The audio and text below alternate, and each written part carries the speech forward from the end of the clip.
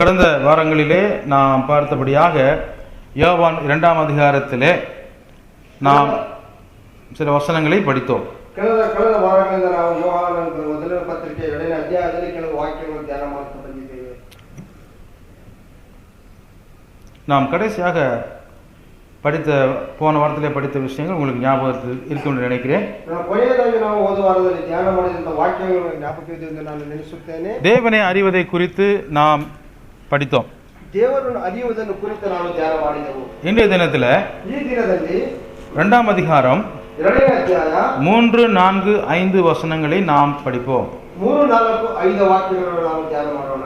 3வது, 4வது, 5வது வசனங்களை படிப்போம். 3 ಮತ್ತು 4, 5ರ ವಾಕ್ಯಗಳನ್ನು ನಾವು ಓದೋಣ. உங்களுடைய வேத புத்தகத்தில் ನಿಮ್ಮ ಒಂದು ವೇದ ಪುಸ್ತಕದಲ್ಲಿ நாம் அவங்கவுங்க பாஷையில் சொந்த பாஷையில் நாம் படிப்போம். ನಾವು ನಮ್ಮ ಭಾಷೆಗಳಲ್ಲಿ ನಾವು ಓದೋಣ. வாசிப்போமா? ಎಲ್ಲರೂ ಸೇರಿ ಓದೋಣ. அவருடைய கற்பனைகளை நாம் கை கொள்ளுகிறவர்களானால் அவரை அறிந்திருக்கிறோம் என்பதை அதனாலே அறிவோம். அவரை அறிந்திருக்கிறேன் என்று சொல்லியும் அவருடைய கற்பனைகளை கை கொள்ளாதவன் பொய்யனாய் இருக்கிறான், அவனுக்குள் சத்தியமில்லை. அவருடைய வசனத்தை கை கொள்ளுகிறவரிடத்தில் தேவ அன்பு மெய்யாய் பூரணப்பட்டிருக்கும். நாம் அவருக்குள் இருக்கிறோம் என்பதை அதனாலே அறிந்திருக்கிறோம். ஓகே, இந்த 3 வசனங்களிலே ஒரு வார்த்தை திரும்ப திரும்ப வருகிறது. ಈ ಒಂದು 3 ವಾಕ್ಯಗಳಲ್ಲಿ ಒಂದು ವಾಕ್ಯವು ಮತ್ತೆ ಮತ್ತೆ ನಮಗೆ ಬರುತ್ತಿದೆ. அது என்ன வார்த்தை? ಅದು ಏನು ಆ ವಾಕ್ಯವು? யாராவது சொல்லுங்க பாப்போம். ಯಾರಾದರೂ ಹೇಳಿ ನೋಡೋಣ. ಬಲ್ಲವರೆಂದು நோ. ஓகே, அது 42 முறை இந்த புஸ்தகம் முழுவதிலும் வருகிறது. 43 ಸಾರಿ ಒಂದು ಪುಸ್ತಕ ಸಂಪೂರ್ಣವಾಗಿ ಬರುತ್ತದೆ. அது வந்து அந்த புஸ்தகத்தினுடைய ஒரு முக்கியமான திறவுகோல் வாக்கியம், கீ வேர்ட் என்று சொல்கிறோம். ಈ ಒಂದು ಅಧ್ಯಾಯದ ಒಂದು ಪ್ರಾಮುಖ್ಯವಾದಂತ ಒಂದು ವಾಕ್ಯವನ್ನು ಹೇಳಬಹುದು. கீ கீ கீன்னு என்ன கன்னடத்துல? ಬೀಗದ ವಾಕ್ಯವನ್ನು ಹೇಳಬಹುದು.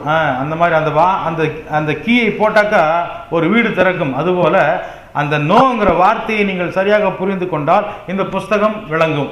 ಒಂದು ಬೀಗವನ್ನು ನಾವು ತೆಗೆಯುವಂತೆ ಒಂದು ವಾಕ್ಯವನ್ನು ನಾವು ತಿಳಿದುಕೊಂಡರೆ ಒಂದು ಪುಸ್ತಕ ನಮಗೆ ಅರ್ಥವಾಗುವುದು. சரி, அது 42 முறை வருதுன்னு சொன்னேன். ಅದು 42 ಸಾರಿ ಬರುತ್ತೆ ಎಂದು ನಾನು ಹೇಳಿದ್ದೇನೆ. இப்போ நம்ம வாசித்த இந்த 3 வசனங்களிலே ಈ ಸಮಯದಲ್ಲಿ ನಾವು ಓದಿದ ಈ 3 ವಾಕ್ಯಗಳಲ್ಲಿ இன்னொரு வார்த்தை கூட 3 தடவை வருகிறது. ಮತ್ತೊಂದು ವಾಕ್ಯವು ಮತ್ತೆ 3 ಸಾರಿ ಬರುತ್ತದೆ. 3 வசனங்களிலும் ஒரு முறை வருகிறது. 3 ವಾಕ್ಯಗಳು ಒಂದೊಂದು ಅರ್ಥವಾಗಿ ಬರುತ್ತದೆ. அது என்னது? ಅದು ಯಾವ ಒಂದು ವಾಕ್ಯವು? கை கொள்ளுதல். ಕೈಗೊಳ್ಳುವುದು. கை கொள்ளுதல். ಕೈಗೊಳ್ಳುವಂತದ್ದು. கை கொள்ளுதல். ಕೈಗೊಳ್ಳುವುದು. இங்கிலீஷ்ல என்ன சொல்லிருக்குது? Keep keep keep. அந்த வார்த்தை இருக்குதா பாருங்க. Please check in your translation. Do you find that word keep? ಕೈಗೊಂಡು ಕೈಗೊಂಡು ಕೈಗೊಂಡು ಅಂತ 3 ಸಾರಿ ಬರುತ್ತದೆ ಈ 3 ವಾಕ್ಯಗಳಲ್ಲಿ. Okay, some translation says obey, some translation says keep. KJV யார்ட்ட இருக்கா இல்லையா? Okay, obey. So the equivalent word for keep is obey. Obey his commandments, obey his commands and obey his word.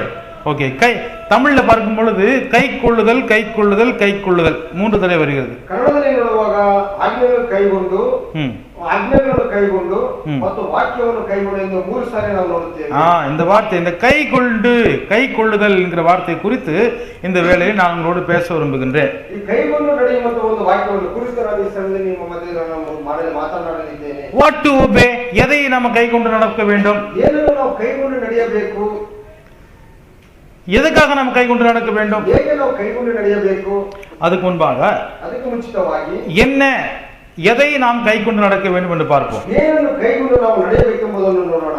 What to obey or what to keep அப்படி சொல்லி பார்க்கும் பொழுது his commandments, his words அப்படின்னு சொல்லி பார்க்கிறோம். அதாவது அவருடைய கட்டளைகளை, அவருடைய கற்பனைகளை, அவருடைய வசனத்தை என்று பார்க்கின்றோம். ಆತನ ಆಜ್ಞೆಗಳನ್ನು, ಆತನ ಒಂದು ಕಲ್ಪನೆಗಳನ್ನು ಮತ್ತು ಆತನ ಒಂದು ವಾಕ್ಯಗಳನ್ನು ನಾವು ನೋಡುತ್ತೇವೆ.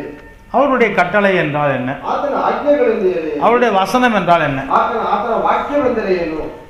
யாராவது சொல்லுங்க. கட்டளை என்ன? ಆಜ್ಞೆಗಳೆಂದರೆ ಏನು? What is the கமாண்ட்மென்ட்? ಆಜ್ಞೆಗಳೆಂದರೆ ಏನು?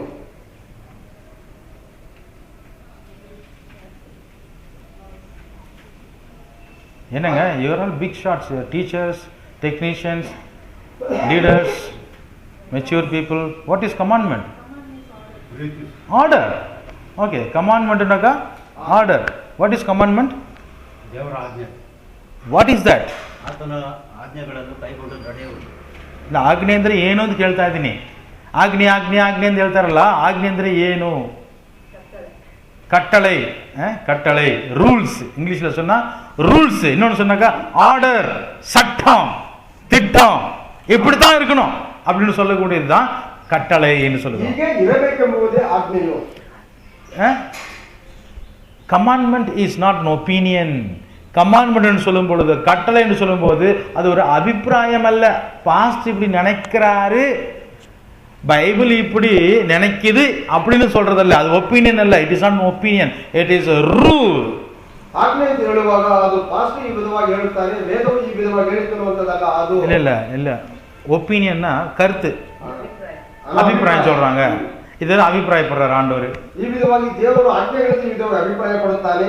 ಆಜ್ಞೆಗಳ ವಿಧವಾಗಿ ವೇದವು ಅಭಿಪ್ರಾಯಗಳು ಹೇಳುವುದಲ್ಲ. ஆக்னேன்னு சொன்னா அது என்னது? ಆಜ್ಞೆ ಅಂದರೆ ಏನದು? கட்டளை. கட்டளை ಎಂದರೆ ಏನು? ರೂಲ್ಸ್, ಅದು ஆர்டர். ನಮಗೆ ಆಜ್ಞೆ ಮಾಡುವುದು. இப்ப நம்ம இந்திய தேசத்துல ஏதாவது உங்களுக்கு கட்டளை ஞாபகம் இருக்குங்களா? ನಮ್ಮ ಭಾರತ ದೇಶದಲ್ಲಿ ನಮಗೆ ಯಾವುದೋ ಒಂದು ಕಟ್ಟಳೆ ನಮಗೆ ಜ್ಞಾಪಕವಿದೆಯೇ? The commandment is a rule. Okay, what is a rule in India? Can somebody say some rules? There are many rules and regulations. Traffic rules. ಬಾವುಟಗಳನ್ನು ಕೆಳಗೆ ಬೀಳಿಸುವುದು. ರಾಷ್ಟ್ರಧ್ವಜವನ್ನು ಕೆಳಗೆ ಬೀಳಿಸುವುದು. ಯಾವುದು? ಫ್ಲಾಗ್ கீழே போடக்கூடாது. ஓகே, இந்தியன் ஃபிளாக் வந்து கீழே போடக்கூடாது. இந்தியன் ஃபிளாகை எரிக்கக்கூடாது. இந்தியன் ஃபிளாகை மிதிக்கக்கூடாது. Okay, you should not stamp on the Indian flag. You should not dishonor the Indian flag. Somebody was arrested because he was burning the Indian rupee note, Indian currency. If you burn it, you will be arrested. ನಾವು ನೋಟುಗಳನ್ನು, ನಾವು ಭಾರತದಲ್ಲಿ ಉದ್ಯೋಗವಂತ ನೋಟುಗಳನ್ನು ನಾವು ಸುಟ್ಟಿರೋ ಅದನ್ನು ನಮ್ಮನ್ನು arrest ಮಾಡುತ್ತಾರೆ. அரசாங்க முத்திரையை நம்ம தப்பா பயன்படுத்தக்கூடாது. You should not misuse the emblem of Indian government. ನಾವು ನಮ್ಮ ರಾಜ್ಯಕ್ಕೆ ಒಂದು ಮುದ್ರೆಗಳನ್ನು ನಾವು ತಪ್ಪಾಗಿ ಉಪಯೋಗಿಸಬಾರದು. இந்த மாதிரி சில ரூல்ஸ் இருக்கு இல்லையா? ಈ ವಿಧವಾಗಿ ಅನೇಕ ನಮಗೆ ಆಜ್ಞೆಗಳನ್ನು ಕೊಟ್ಟಿದೆ. Okay, so anything else? Respect the public property. How to respect the public property? ಹೇಗೆ ನಾವು ಸಾಮಾಜಿಕವಾಗಿ ಎಲ್ಲ ವಸ್ತುಗಳನ್ನು Give me an example. You should not damage. You should not damage the public properties like trees or electric poles. You should not destroy anything that belongs to the government. ನಾವು ಸರ್ಕಾರಕ್ಕೆ ವಿರುದ್ಧವಾಗಿ ಹಾಕುವಂತ ಒಂದು ಮರಗಳನ್ನಾಗಲಿ, ನಾವು ಎಲೆಕ್ಟ್ರಿಕ್ ಪೋಲ್ಗಳನ್ನು ನಾವು ಅದನ್ನು ನಾವು ಒಡೆಯುವುದಾಗಲಿ ಕಡಿಯುವುದಾಗಲಿ ನಾವು ಮಾಡಬಾರದು. ரயில்வே சம்பந்தப்பட்ட பொருட்கள் ட்ரெயினுக்குள்ள போயிட்டு வெளியே வரும்போது கண்ணாடி இருக்காது. ನಾವು ಟ್ರೈನ್ ಹೋಗಿ ಬರುವಂತ ಸಂದರ್ಭದಲ್ಲಿ ಅದರಲ್ಲಿ ಒಂದು ಕನ್ನಡಿಗಳು ಇರುವುದಿಲ್ಲ. ஏன்னா அது நம்ம ப்ராப்பர்ட்டி நினைச்சிட்டு வந்துடும். ಏಕೆಂದ್ರೆ ನಮ್ಮ ಒಂದು ಆಸ್ತಿ ಅಂತ ನಾವು ನಿಲ್ಲಿಸುತ್ತೇವೆ. அது தப்பு. ಅದು ತಪ್ಪು. ஓகே, இந்த மாதிரி நிறைய ரூல்ஸ் இருக்குது. யாருங்க ரூல்ஸ் போடுறது? ಈ ವಿಧವಾಗಿ ಅನೇಕ ಒಂದು ಆಜ್ಞೆಗಳನ್ನು ನಮಗೆ ಹಾಕಿದ್ದಾರೆ. ಯಾರು ಇದನ್ನೆಲ್ಲ ನಮಗೆ ಹಾಕಬಹುದು? யாரு நமக்கு ரூல்ஸ் போடுறா? ಯಾರು ನಮಗೆ ಒಂದು ರೂಲ್ಸ್ ಗಳನ್ನು ಹಾಕುತ್ತಾರೆ? யாரு நமக்கு கட்டளை கொடுக்குறா? ಯಾರು ನಮಗೆ ಒಂದು ಆಜ್ಞೆಗಳನ್ನು ಕೊಡುತ್ತಾರೆ? அதுக்கு நான் ஏன் ஒபே பண்ணணும்? ಅದು ಹೇಗೆ ನಾನು ಅದಕ್ಕೆ ವಿಧೇಯನಾಗಬೇಕು? This is the biggest question today. இதுதான் எனக்கு மிகப்பெரிய கேள்வியா இருக்குது. ಇದೊಂದು ದೊಡ್ಡ ಒಂದು ಪ್ರಶ್ನೆಯಾಗಿದೆ. நான் எதுக்கு கீழ்ப்படியணும்? நானே விதியனாகಬೇಕು. கட்டளை இருக்கலாம், அது ஆಜ್ಞೆ ಇರಬಹುದು. பைபிள்ல 1000 கட்டளை இருக்குது. ವೇದದಲ್ಲಿ ಅನೇಕ ಸಾವಿರಾರು ಆಜ್ಞೆಗಳು ಉಂಟು. நான் எதுக்கு கீழ்ப்படியணும்? ನಾನು ಏಕೆ ಅದಕ್ಕೆ ವಿಧೇಯನಾಗಬೇಕು? Why should I obey the commands? ನಾನು ಏಕೆ ಅದಕ್ಕೆ ಆಜ್ಞೆಗಳನ್ನು ವಿಧೇಯನಾಗಬೇಕು? யார் obey பண்ணணும்? ಯಾರು ವಿಧೇಯರಾಗಿರಬೇಕು? நீங்க சொன்ன சில உதாரணத்துல பார்க்கும்போது, ನೀವು ಹೇಳಿದ ಕೆಲವು ಉದಾಹರಣೆ ನಾವು ನೋಡುವಾಗ, யாரு டிராஃபிக் ரூல்ஸ obey பண்ணணும்? ಯಾರು ಸಂಚಾರದ ಒಂದು ಆಜ್ಞೆಗಳನ್ನು ಪಾಲಿಸಬೇಕು? யார் வந்து பப்ளிக் ப்ராப்பர்ட்டியை பாழ் பண்ணக்கூடாது? ಯಾರು ಈ ಒಂದು ಸಾರ್ವಜನಿಕವಾಗಿರುವಂತಹ ಆಸ್ತಿಗಳನ್ನು ನಾವು ನಾಶ ಮಾಡಬಾರದು? ಪ್ರಜೆಗಳು. ಜನರಲ್ಲ, ಪ್ರಜೆಗಳು, citizens. There is a difference between just people and citizens. ಈ ಜನರಿಗೂ ಪ್ರಜೆಗಳಿಗಿರುವಂತ ವ್ಯತ್ಯಾಸ ಉಂಟು. ಜನರನ್ನ ಯಾರವನಾலும் குறிக்கலாம். ಜನರಿಂದ ಯಾರಾದರೂ பூமியில இருக்க எல்லாத்தையுமே குறிக்கலாம். ಭೂಮಿಯಲ್ಲಿ ಸರ್ವ ಜನರು. ஆனா பிரஜைன்னு சொன்னா ಆದ್ರೆ ಪ್ರಜೆ ಅಂತ ಹೇಳುವಾಗ இந்த தேசத்தினுடைய குடிமகன் என்ற அர்த்தம். ಈ ಒಂದು ದೇಶದ ಒಬ್ಬ ಪ್ರಜೆ ಅಂತ ಅರ್ಥ. இந்த தேசத்தில் சம்பந்தப்பட்டவன் அர்த்தம். ಈ ಒಂದು ದೇಶಕ್ಕೆ ಸಂಬಂಧಪಟ್ಟವನು. இந்த அரசாங்கத்துக்கு கீழே இருக்கக்கூடியவன் என்ற அர்த்தம். ಈ ಸರ್ಕಾರಕ್ಕೆ ಅಧೀನದಲ್ಲಿರುವವನು. இந்த ராஜ்யத்திற்கு உட்பட்டவன் என்ற அர்த்தம். ರಾಜ್ಯಕ್ಕೆ ಒಳಪಟ್ಟವನು. நாம் ஏன் கர்த்தருடைய கட்டளைகளுக்கு கீழ்ப்படிய வேண்டும்? ನಾವು ಏಕೆ ಕರ್ತನ ಆಜ್ಞೆಗಳಿಗೆ ವಿಧೇಯರಾಗಬೇಕು? ஏனென்றால் ಏಕೆಂದರೆ அவரை என்னுடைய ராஜாவாக நான் ஏற்றுக்கொண்டிருக்கிறேன். ಆತನನ್ನು ನನ್ನ ರಾಜನಾಗಿ ಒಡೆಯನಾಗಿ ನಾನು ಅಂಗೀಕರಿಸಿದ್ದೇನೆ. அந்த சிருஷ்டி கர்த்தராக இருக்கக்கூடிய தேவனை என்னுடைய குருவாக ஏற்றுக்கொண்டிருக்கிறேன். ಆ ಸೃಷ್ಟಿಕರ್ತನಾದಂತ ದೇವರನ್ನು ನನ್ನ ಗುರುವಾಗಿ ನಾನು ಅಂಗೀಕರಿಸಿದ್ದೇನೆ. என்னை ரட்சித்த அந்த தேவனை நான் என்னுடைய சொந்தக்காரராக நான் ஏற்றுக்கொண்டிருக்கிறேன். ನನ್ನನ್ನು ರಕ್ಷಿಸಿದಂತ ದೇವರನ್ನು ನನ್ನ ಸ್ವಂತ ಸಂಬಂಧಿಕನಾಗಿ ನಾನು ಎಣಿಸಿದ್ದೇನೆ. அவர் சொல்லுகிற அந்த வார்த்தை அது கட்டளையாக இருந்தாலும் அது அபிப்பிராயமாக இருந்தாலும் அது என்னவாக இருந்தாலும் அதற்கு நான் கீழ்ப்படிவது என்னுடைய கடமை. ಆತನು ಹೇಳುವಂತ ಒಂದು ಆಜ್ಞೆಗಳಿಗಾಗಲಿ ಅಭಿಪ್ರಾಯಗಳಿಗಾಗಲಿ ನಾನು ಅದಕ್ಕೆ ವಿಧೇಯನಾಗುವುದು ನನ್ನ ಒಂದು ಆಜ್ಞೆಯಾಗಿದೆ, ನನಗೆ ಅದು ಆಜ್ಞೆಯಾಗಿದೆ. ಇಲ್ಲ, ನನ್ನ ಜವಾಬ್ದಾರಿಯಾಗಿದೆ. It is my duty to obey every command because he is my king. ಆತನು ನನ್ನ ರಾಜನಾಗಿದ್ದಾನೆ, ಆದ್ದರಿಂದ ನಾನು ಪ್ರತಿಯೊಂದಕ್ಕೂ ನಾನು ಆತನಿಗೆ ವಿಧೇಯನಾಗಿರಬೇಕು. ಹಲ್ಲೆಲೂಯಾ. ಅದು ನನ್ನ ಡ್ಯೂಟಿ ಆಗಿದೆ, ನನ್ನ ಕೆಲಸವಾಗಿದೆ, ಅದು ನನ್ನ ಜವಾಬ್ದಾರಿಯಾಗಿದೆ, ನನ್ನ ಜವಾಬ್ದಾರಿ, அது நான் செஞ்சே ஆகணும், ಅದನ್ನು நான் ಮಾಡಲೇಬೇಕು. அதுதான் என்னோட, அதுக்கு தான் நான் இந்த தேசத்துக்கு குடிமகனாக இருக்கிறேன். ಆದ್ದರಿಂದ ನಾನು ಈ ದೇಶದ ಪ್ರಜೆಯಾಗಿದ್ದೇನೆ. ஹல்லேலூயா. ஹல்லேலூயா. இப்போ அவருடைய கட்டளை என்ன, அவருடைய தன்மை என்ன, அவருடைய அந்த கட்டளையினுடைய பர்பஸ் என்னன்னு சொல்லி பார்த்தால் ಆತನ ಒಂದು ಆಜ್ಞೆಯ ಒಂದು ಉದ್ದೇಶವೇನೆಂದು ನಾವು ನೋಡುವಾಗ ரொம்ப அற்புதமாக இருக்கிறது, ಬಹಳ ಅದ್ಭುತವಾಗಿದೆ. கொஞ்சம் கவனிச்சு பாருங்க. ನಾವು ಸ್ವಲ್ಪ ಗಮನಿಸಿ ನೋಡೋಣ. இந்த பாரத தேசத்துல இருக்கக்கூடிய எல்லா கட்டளைகளையும் எல்லா ரூல்ஸையும் ரெகுலேஷனையும் எடுத்துட்டான்னு வச்சுக்கோங்க. ಈ ಭಾರತದಲ್ಲಿರುವ ಎಲ್ಲ ಆಜ್ಞೆಗಳನ್ನು ರೂಲ್ಸ್ಗಳು ಎಲ್ಲವನ್ನು ತೆಗೆದುಕೊಂಡು ನೆನೆಸಿಕೊಳ್ಳೋಣ. இந்த தேசம் எப்படி இருக்கும்? ಈ ದೇಶವು ಯಾವ ವಿಧವಾಗಿರುತ್ತದೆ கொஞ்சம் கற்பனை பண்ணி பார்ப்போமா? ನಾವು ಕಲ್ಪಿಸಿಕೊಳ್ಳೋಣ.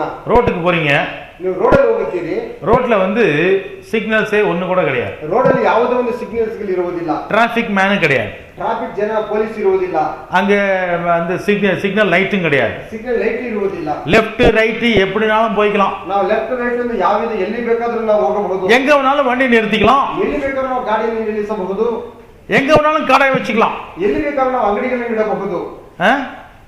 வீதிங்கிறதுக்கு நடுவுல ரோடு தேவையே இல்ல, ಬೀದಿ ಎನ್ನುವಾಗ ಅದಕ್ಕೆ ರಸ್ತೆಯೇ ಬೇಕಾಗಿಲ್ಲ, எங்க வேணாலும் வீடு கட்டிக்கலாம், ಎಲ್ಲಿ ಬೇಕಾದ್ರೂ ಮನೆಯನ್ನು ಕಟ್ಟಬಹುದು. கரண்ட்டுக்கு வசதி பில்லு கட்ட வேண்டியதே கிடையாது, ಕರೆಂಟ್ಗೆ ನಾವು ದುಡ್ಡು ಕಟ್ಟುವಂತ ಅವಶ್ಯಕತೆ ಇಲ್ಲ, எலக்ட்ரிசிட்டி போர்டும் தேவையில்லை, ನಮಗೆ ವಿದ್ಯುತ್ ಶಕ್ತಿಯ ಒಂದು ಮಂಡಳಿ ಬೇಕಾಗಿಲ್ಲ, எலக்ட்ரிசிட்டி போர்டு இல்ல, வாட்டர் போர்டு கிடையாது, போலீஸ் டிபார்ட்மெண்ட் கிடையாது, எல்லாத்தையும் எடுத்துலாம்னு வச்சுக்கோங்க. ಪೊಲೀಸ್ ಡಿಪಾರ್ಟ್ಮೆಂಟ್ ಆಗಲಿ, ವಾಟರ್ ವರ್ಕ್ಸ್ ಆಗಲಿ, ಎಲೆಕ್ಟ್ರಿಸಿಟಿ ಆಗಲಿ ಯಾವುದೇ ಇರುವುದಿಲ್ಲ, டிரான்ஸ்போர்ட்டும் தேவையில்லை, ಹೋಗಿ ಬರಲಿಕ್ಕೆ ನಮಗೆ ಸಂಚಾರಕ್ಕೆ ಅವಶ್ಯಕತೆ ಇಲ್ಲ. என்ன நடக்கும் தெரியுமா நம்ம தேசத்துல? ಏನು ನಡೆಯುವುದು ನಮ್ಮ ಭಾರತ ದೇಶದಲ್ಲಿ? கொஞ்சம் கற்பனை பண்ணி பாருங்க. ಸ್ವಲ್ಪ ನಾವು ಕಲ್ಪಿಸಿಕೊಳ್ಳೋಣ ಈ ಒಂದು ಘಟನೆಗಳನ್ನು. நீங்க எங்காவது ஒரு ஊருக்கு போகணும்னு நினைச்சா கரெக்ட் டைமுக்கு போக முடியுமா? ಯಾವುದಾದ್ರೂ ಒಂದು ಊರಿಗೆ ಹೋಗ್ಬೇಕಂದ್ರೆ ನೀವು ಸರಿಯಾದ ಸಮಯಕ್ಕೆ ಅಲ್ಲಿಗೆ ತಲುಪಲಿಕ್ಕೆ ಆಗುತ್ತದೆಯೇ? போக முடியாது. இவ்வளவு வேகமா திங்க் பண்றவங்க இருக்காங்க நம்ம சபையில. Price the Lord. உண்மைதான், போக முடியாது, ಹೋಗಲಿಕ್ಕೆ ಸಾಧ್ಯವಿಲ್ಲ. எங்க போறது, ಎಲ್ಲಿ ಹೋಗುವುದು, எந்த பஸ் எங்க நிக்குன்னு யாருக்கு தெரியும்? ಯಾವ ಒಂದು ಭಾಗ ಎಲ್ಲಿದೆ ಯಾರಿಗೂ ತಿಳಿಯದು. ரூல்ஸ் இருந்திருந்தா பஸ் ஸ்டாண்ட் இங்க தான் இருக்குது, பஸ் ஸ்டாப் இங்க தான் நிக்கும் அப்படின்னு ஒரு ரூல்ஸ் இருக்கும். ரூல்ஸே இல்லைன்னா எங்க நிக்கும், எந்த பஸ் வருமா போகுமா, இருக்குமா, டிக்கெட் கிடைக்குமா கிடைக்காதா ஒண்ணும் தெரியாது. ಕಾನೂನು ಸರಿಯಾಗಿದ್ರೆ ಒಂದು ಬಸ್ ಇಲ್ಲಿ ಬರುತ್ತದೆ, ಇಲ್ಲಿ ನಿಲ್ಲುತ್ತದೆ ಎಂದು ತಿಳಿಯುತ್ತದೆ. ಆದರೆ ಆ ಒಂದು ಕಾನೂನು ಸರಿಯಾಗಿ ಎಲ್ಲಿ ಬರಬೇಕು, ಎಲ್ಲಿ ಹೋಗಬೇಕು ಅಂತ ಯಾವುದು ತಿಳಿಯುವುದಿಲ್ಲ. சோ கட்டளைகள் சுதந்திர தேசத்திற்கு தேவையாக இருக்கிறது போல, ಆಜ್ಞೆಗಳು ಸ್ವತಂತ್ರ ಭಾರತ ದೇಶಕ್ಕೆ ಅದು ಅವಶ್ಯಕತೆಯಾಗಿದೆ. அது போல ಅದರಂತೆಯೇ கிறிஸ்தவ வாழ்க்கைக்கும் ಕ್ರಿಸ್ತ ಜೀವಿತಕ್ಕೂ தேவன் நமக்கு கட்டளைகளை கொடுத்திருக்கின்றார். ದೇವರು ನಮಗೆ ಆಜ್ಞೆಗಳನ್ನು ಕೊಟ್ಟಿದ್ದಾನೆ. ஹல்லேலூயா. ಹಲ್ಲೆಲೂಯಾ. எதுக்காக சட்டம் திட்டம்னு பேரு? ಏಕೆ ನಮಗೆ ಆಜ್ಞೆಗಳು ಎಂದು ಹೆಸರು? இந்த சட்டம் ரூல்ஸ்னு சொல்றதுக்கு இன்னொரு அர்த்தத்துல நம்ம சொன்னார், ಈ ಕಾನೂನಿಗೆ ಬೇರೊಂದು ಅರ್ಥದಲ್ಲಿ ನಾವು ಹೇಳುವಾಗ, ஒரு வீடுக்கு எப்படி ஒரு காம்பவுண்ட் வால், ஒரு கதவு, ஒரு பூட்டு தேவையாக இருக்கிறதோ அது போல ஒரு தேசத்திற்கு, ஒரு குடிமகனுக்கு சட்ட திட்டங்கள் அவசியமாக இருக்கின்றன. ಒಂದು ಮನೆಗೆ ಹೇಗೆ ಕಾಂಪೌಂಡ್ ಮತ್ತು ಬಾಗಿಲು, ಕಿಟಕಿ ಮತ್ತು ಬೀಗ ಅವಶ್ಯಕತೆ ಇದೆಯೋ ಅದೇ ವಿಧವಾಗಿ ಒಂದು ದೇಶಕ್ಕೆ ಒಂದು ಆಜ್ಞೆ, ಒಂದು ಈ ಭಾರತ ದೇಶದಲ್ಲಿ ಹುಟ್ಟಿದ ಪ್ರಜೆಗೆ ಕೆಲವು ಆಜ್ಞೆಗಳು ಉಂಟು. ஒரு எலக்ட்ரிசிட்டி வசதி வேணும்னு சொல்லி நினைக்கிறவங்களுக்கு எப்படி ஒரு சுவிட்ச் ஆன் ஆஃப் அப்படின்னு சொல்லக்கூடிய ஒரு சுவிட்ச் அவசியமாக இருக்கிறதோ அதுபோல செய்யக்கூடாது என்று சொல்லக்கூடிய சட்ட திட்டங்கள் கட்டளைகள் நமக்கு தேவையாக இருக்கின்றன. ಹೇಗೆ ಒಂದು ನಾವು ಸ್ವಿಚ್ ಆನ್ ಮಾಡಬೇಕು ಇಲ್ಲ ಆಫ್ ಮಾಡಬೇಕು ಅಂತ ಒಂದು ಪದ್ಧತಿಗಳು ಯಾವ ವಿಧವಾಗಿದೆಯೋ ಅದಕ್ಕಾಗಿ ಕೆಲವೊಂದು ಮಾಡಬಾರದು ಕೆಲವು ಆಜ್ಞೆಗಳು ನಮಗೆ ಉಂಟು. ஹல்லேலூயா. ஹல்லேலூயா. கட்டளைகள் இல்லாவிட்டால் ನಾವು ಈ ಆಜ್ಞೆಗಳೇ ನಮಗೆ ಇಲ್ಲದೆ ಹೋದರೆ நமக்கு கட்டுப்பாடு இல்லாமல் போய்விடும். ನಮಗೆ ಒಂದು ಕಟ್ಟುಪಾಡು ಒಂದು ಪದ್ಧತಿ ಇಲ್ಲದಂತೆ ಹೋಗುತ್ತದೆ. கட்டுப்பாடு இல்லாவிட்டால் ಒಂದು ಕಟ್ಟುಪಾಡು ನಮಗೆ ಒಂದು ಪದ್ಧತಿಗಳು ಇಲ್ಲದೆ ಹೋದರೆ எல்லாமே அவுட் ஆஃப் கண்ட்ரோல்ல போச்சுன்னா நம்ம வாழவே முடியாது. ನಮ್ಮನ್ನು ಮೀರಿ ಹೋಗುವಂತ ಸಮಯದಲ್ಲಿ ನಾವು ಬಾಳಲಿಕ್ಕೆ ಸಾಧ್ಯವಿಲ್ಲ. ஆமென்.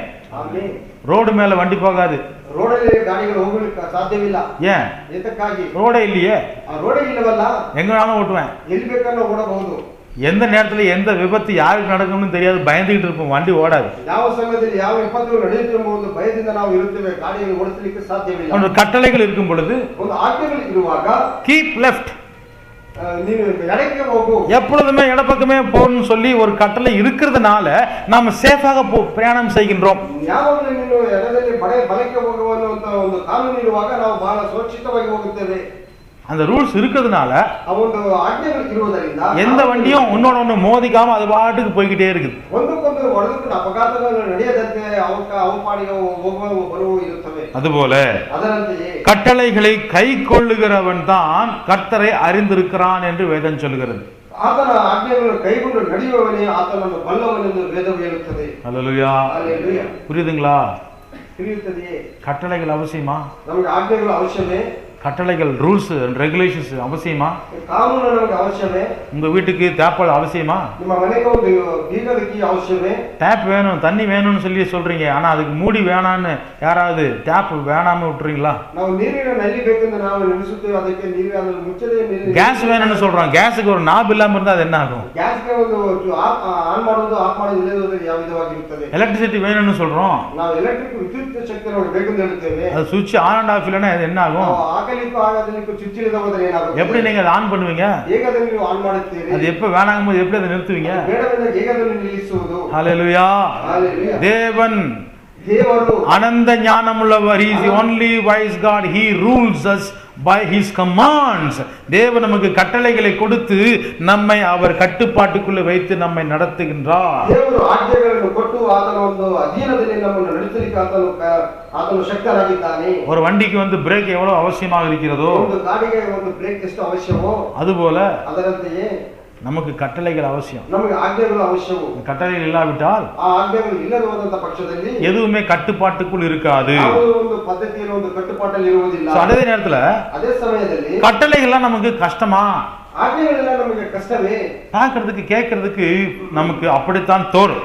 ನಾವು ಕೇಳಲಿಕ್ಕೂ ನೋಡಲಿಕ್ಕೂ ಅದು ನಮಗೆ ಆ ವಿಧವಾಗಿ ಕಾಣುತ್ತದೆ. ஆனால் ಆದರೆ அது எப்படிப்பட்ட தன்மை உள்ளதுன்னு நீங்க படித்து பார்த்தால், ಅದು ಯಾವ ವಿಧವಾದದ್ದೆಂದು ನಾವು ಅದನ್ನು ಓದಿ ನೋಡಿದರೆ, அதை நாம் புரிந்து கொண்டால், ಅದನ್ನು ನಾವು ಅರಿತುಕೊಂಡರೆ ஒவ்வொரு கட்டளையும் நமக்கு நன்மையாகத்தான் தேவன் கொடுத்திருக்கிறார் என்று புரியும். ಒಂದೊಂದು ಆಜ್ಞೆಗಳನ್ನು ದೇವರು ನಮ್ಮದು ಒಳ್ಳೆಯದಕ್ಕಾಗಿಯೇ ಕೊಟ್ಟಿದ್ದರಿಂದ ನಾವು ತಿಳಿಯುತ್ತದೆ. சில உதாரணங்களை நாம் பார்ப்போம். ಕೆಲವು ಉದಾಹರಣೆಗಳನ್ನು அவருடைய கட்டளைகள் என்ன, எப்படிப்பட்டதாக, அது எந்த ரூபத்திலே எந்த வடிவத்திலே கொடுத்திருக்கிறார் பாருங்க. ಆತನ ಆಜ್ಞೆಗಳು ಯಾವ ವಿಧವಾದವು, ಹೇಗಿದೆ, ಯಾವುದಕ್ಕಾಗಿ ಆತ ನಮಗೆ ಕೊಟ್ಟಿದ್ದಾನೆ, ಯಾವ ರೂಪವಿದೆ ಎಂಬುದನ್ನು ನಾವು ನೋಡೋಣ. நீதிமொழிகள் ಜ್ಞಾನೋಕ್ತಿಗಳು Proverbs chapter 6 verse 23, 6ஆம் அதிகாரம் 23வது வசனம். 6ನೇ ಅಧ್ಯಾಯ 23ನೇ ವಾಕ್ಯ. ಜ್ಞಾನೋಕ್ತಿಗಳು 6ನೇ ಅಧ್ಯಾಯ 23ನೇ ವಾಕ್ಯ. 6:23 ಜ್ಞಾನೋಕ್ತಿಗಳು.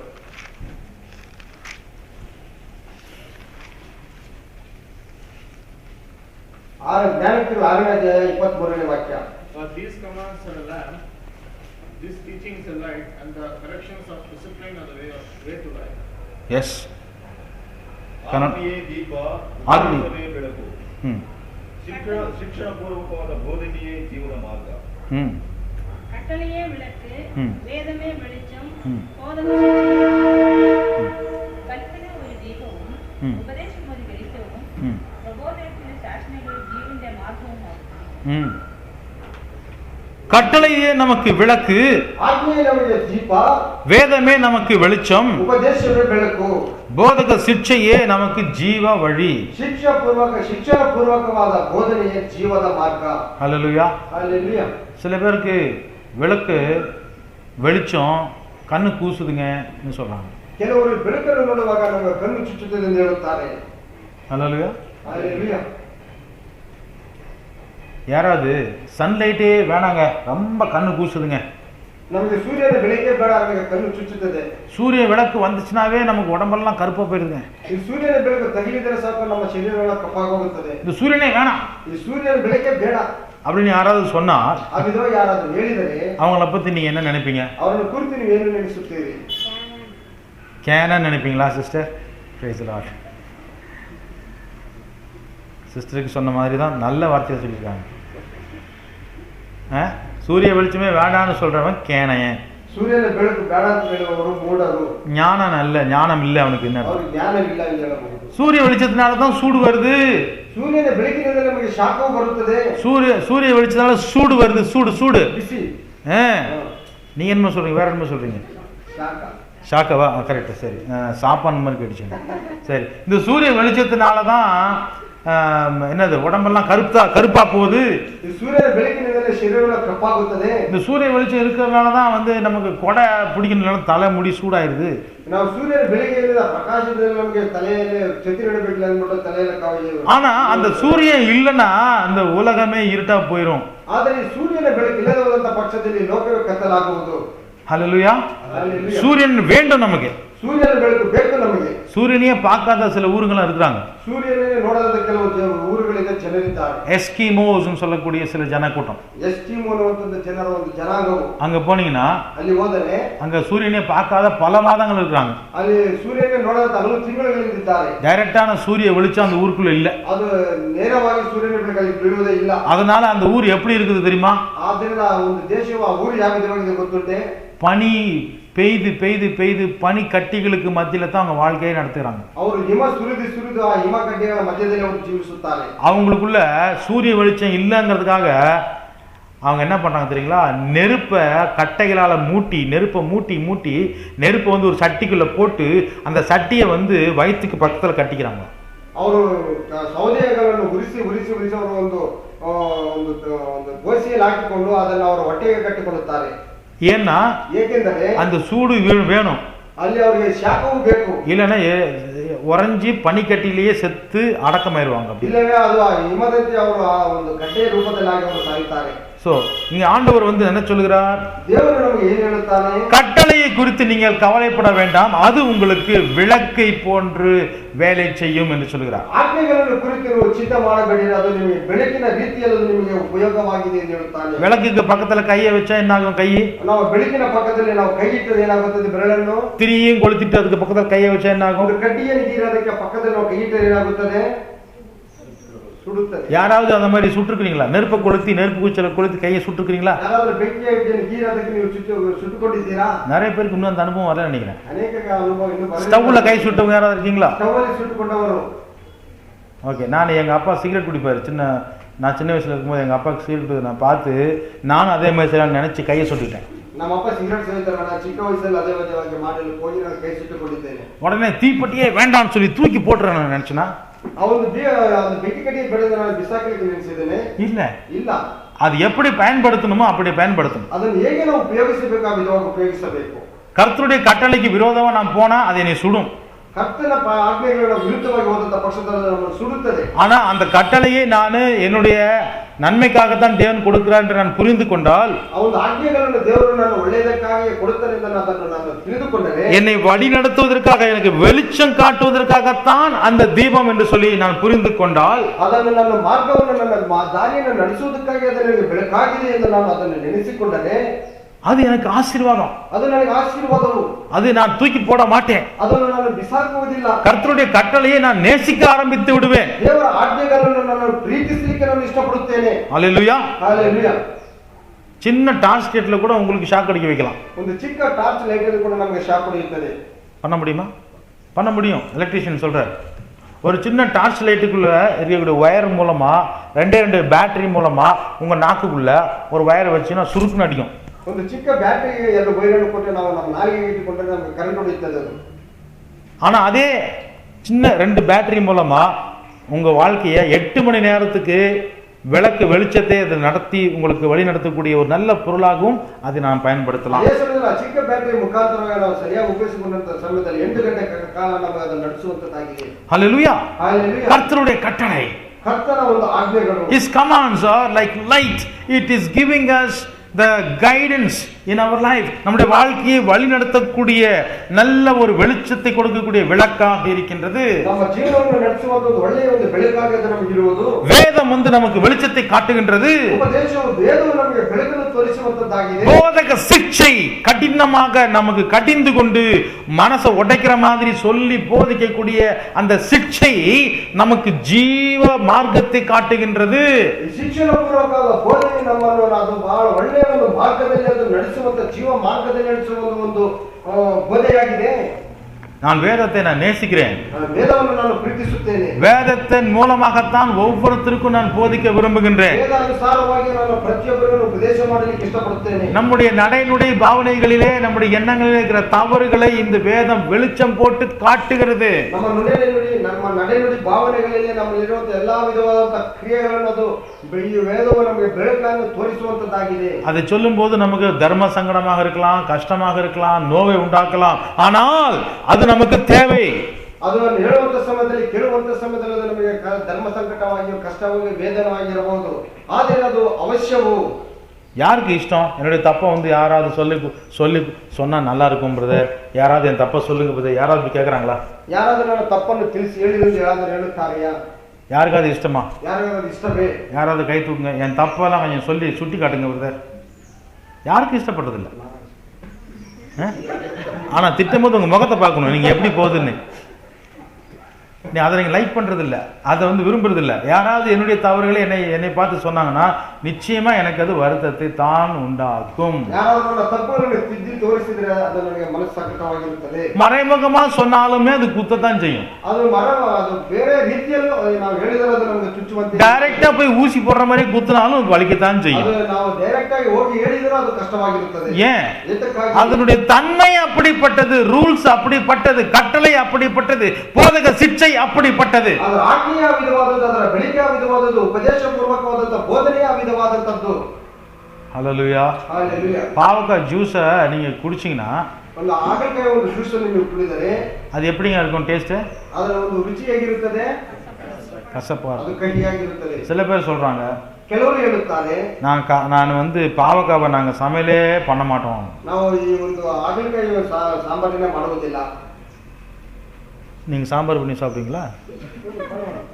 நான் சமையலே பண்ண மாட்டேன்னு சொல்றேன், அவர் சாம்பாரே பண்ண மாட்டாங்க. சாம்பார் பண்ணுறீங்க சிஸ்டர், எப்படி சிஸ்டர் இருக்குது டேஸ்ட்டு? கசப்பா இருக்காதா? ஏன்? அந்த மாதிரி நான் கொடுக்க மாட்டேன் வசனத்தை. அதுக்கு சுகர் கோட் கொடுத்து நிறைய தக்காளி பழத்தை புளியை கொஞ்சம் கரைச்சி ஊற்றிட்டிங்கன்னா அந்த கசப்பு தன்மையை அது என்ன பண்ணிடும்? எடுத்துடும். அப்புறம் அதுக்கு என்னதுக்கு அதை சாப்பிடணும்? அதனுடைய எஃபெக்ட் என்ன ஆகும்?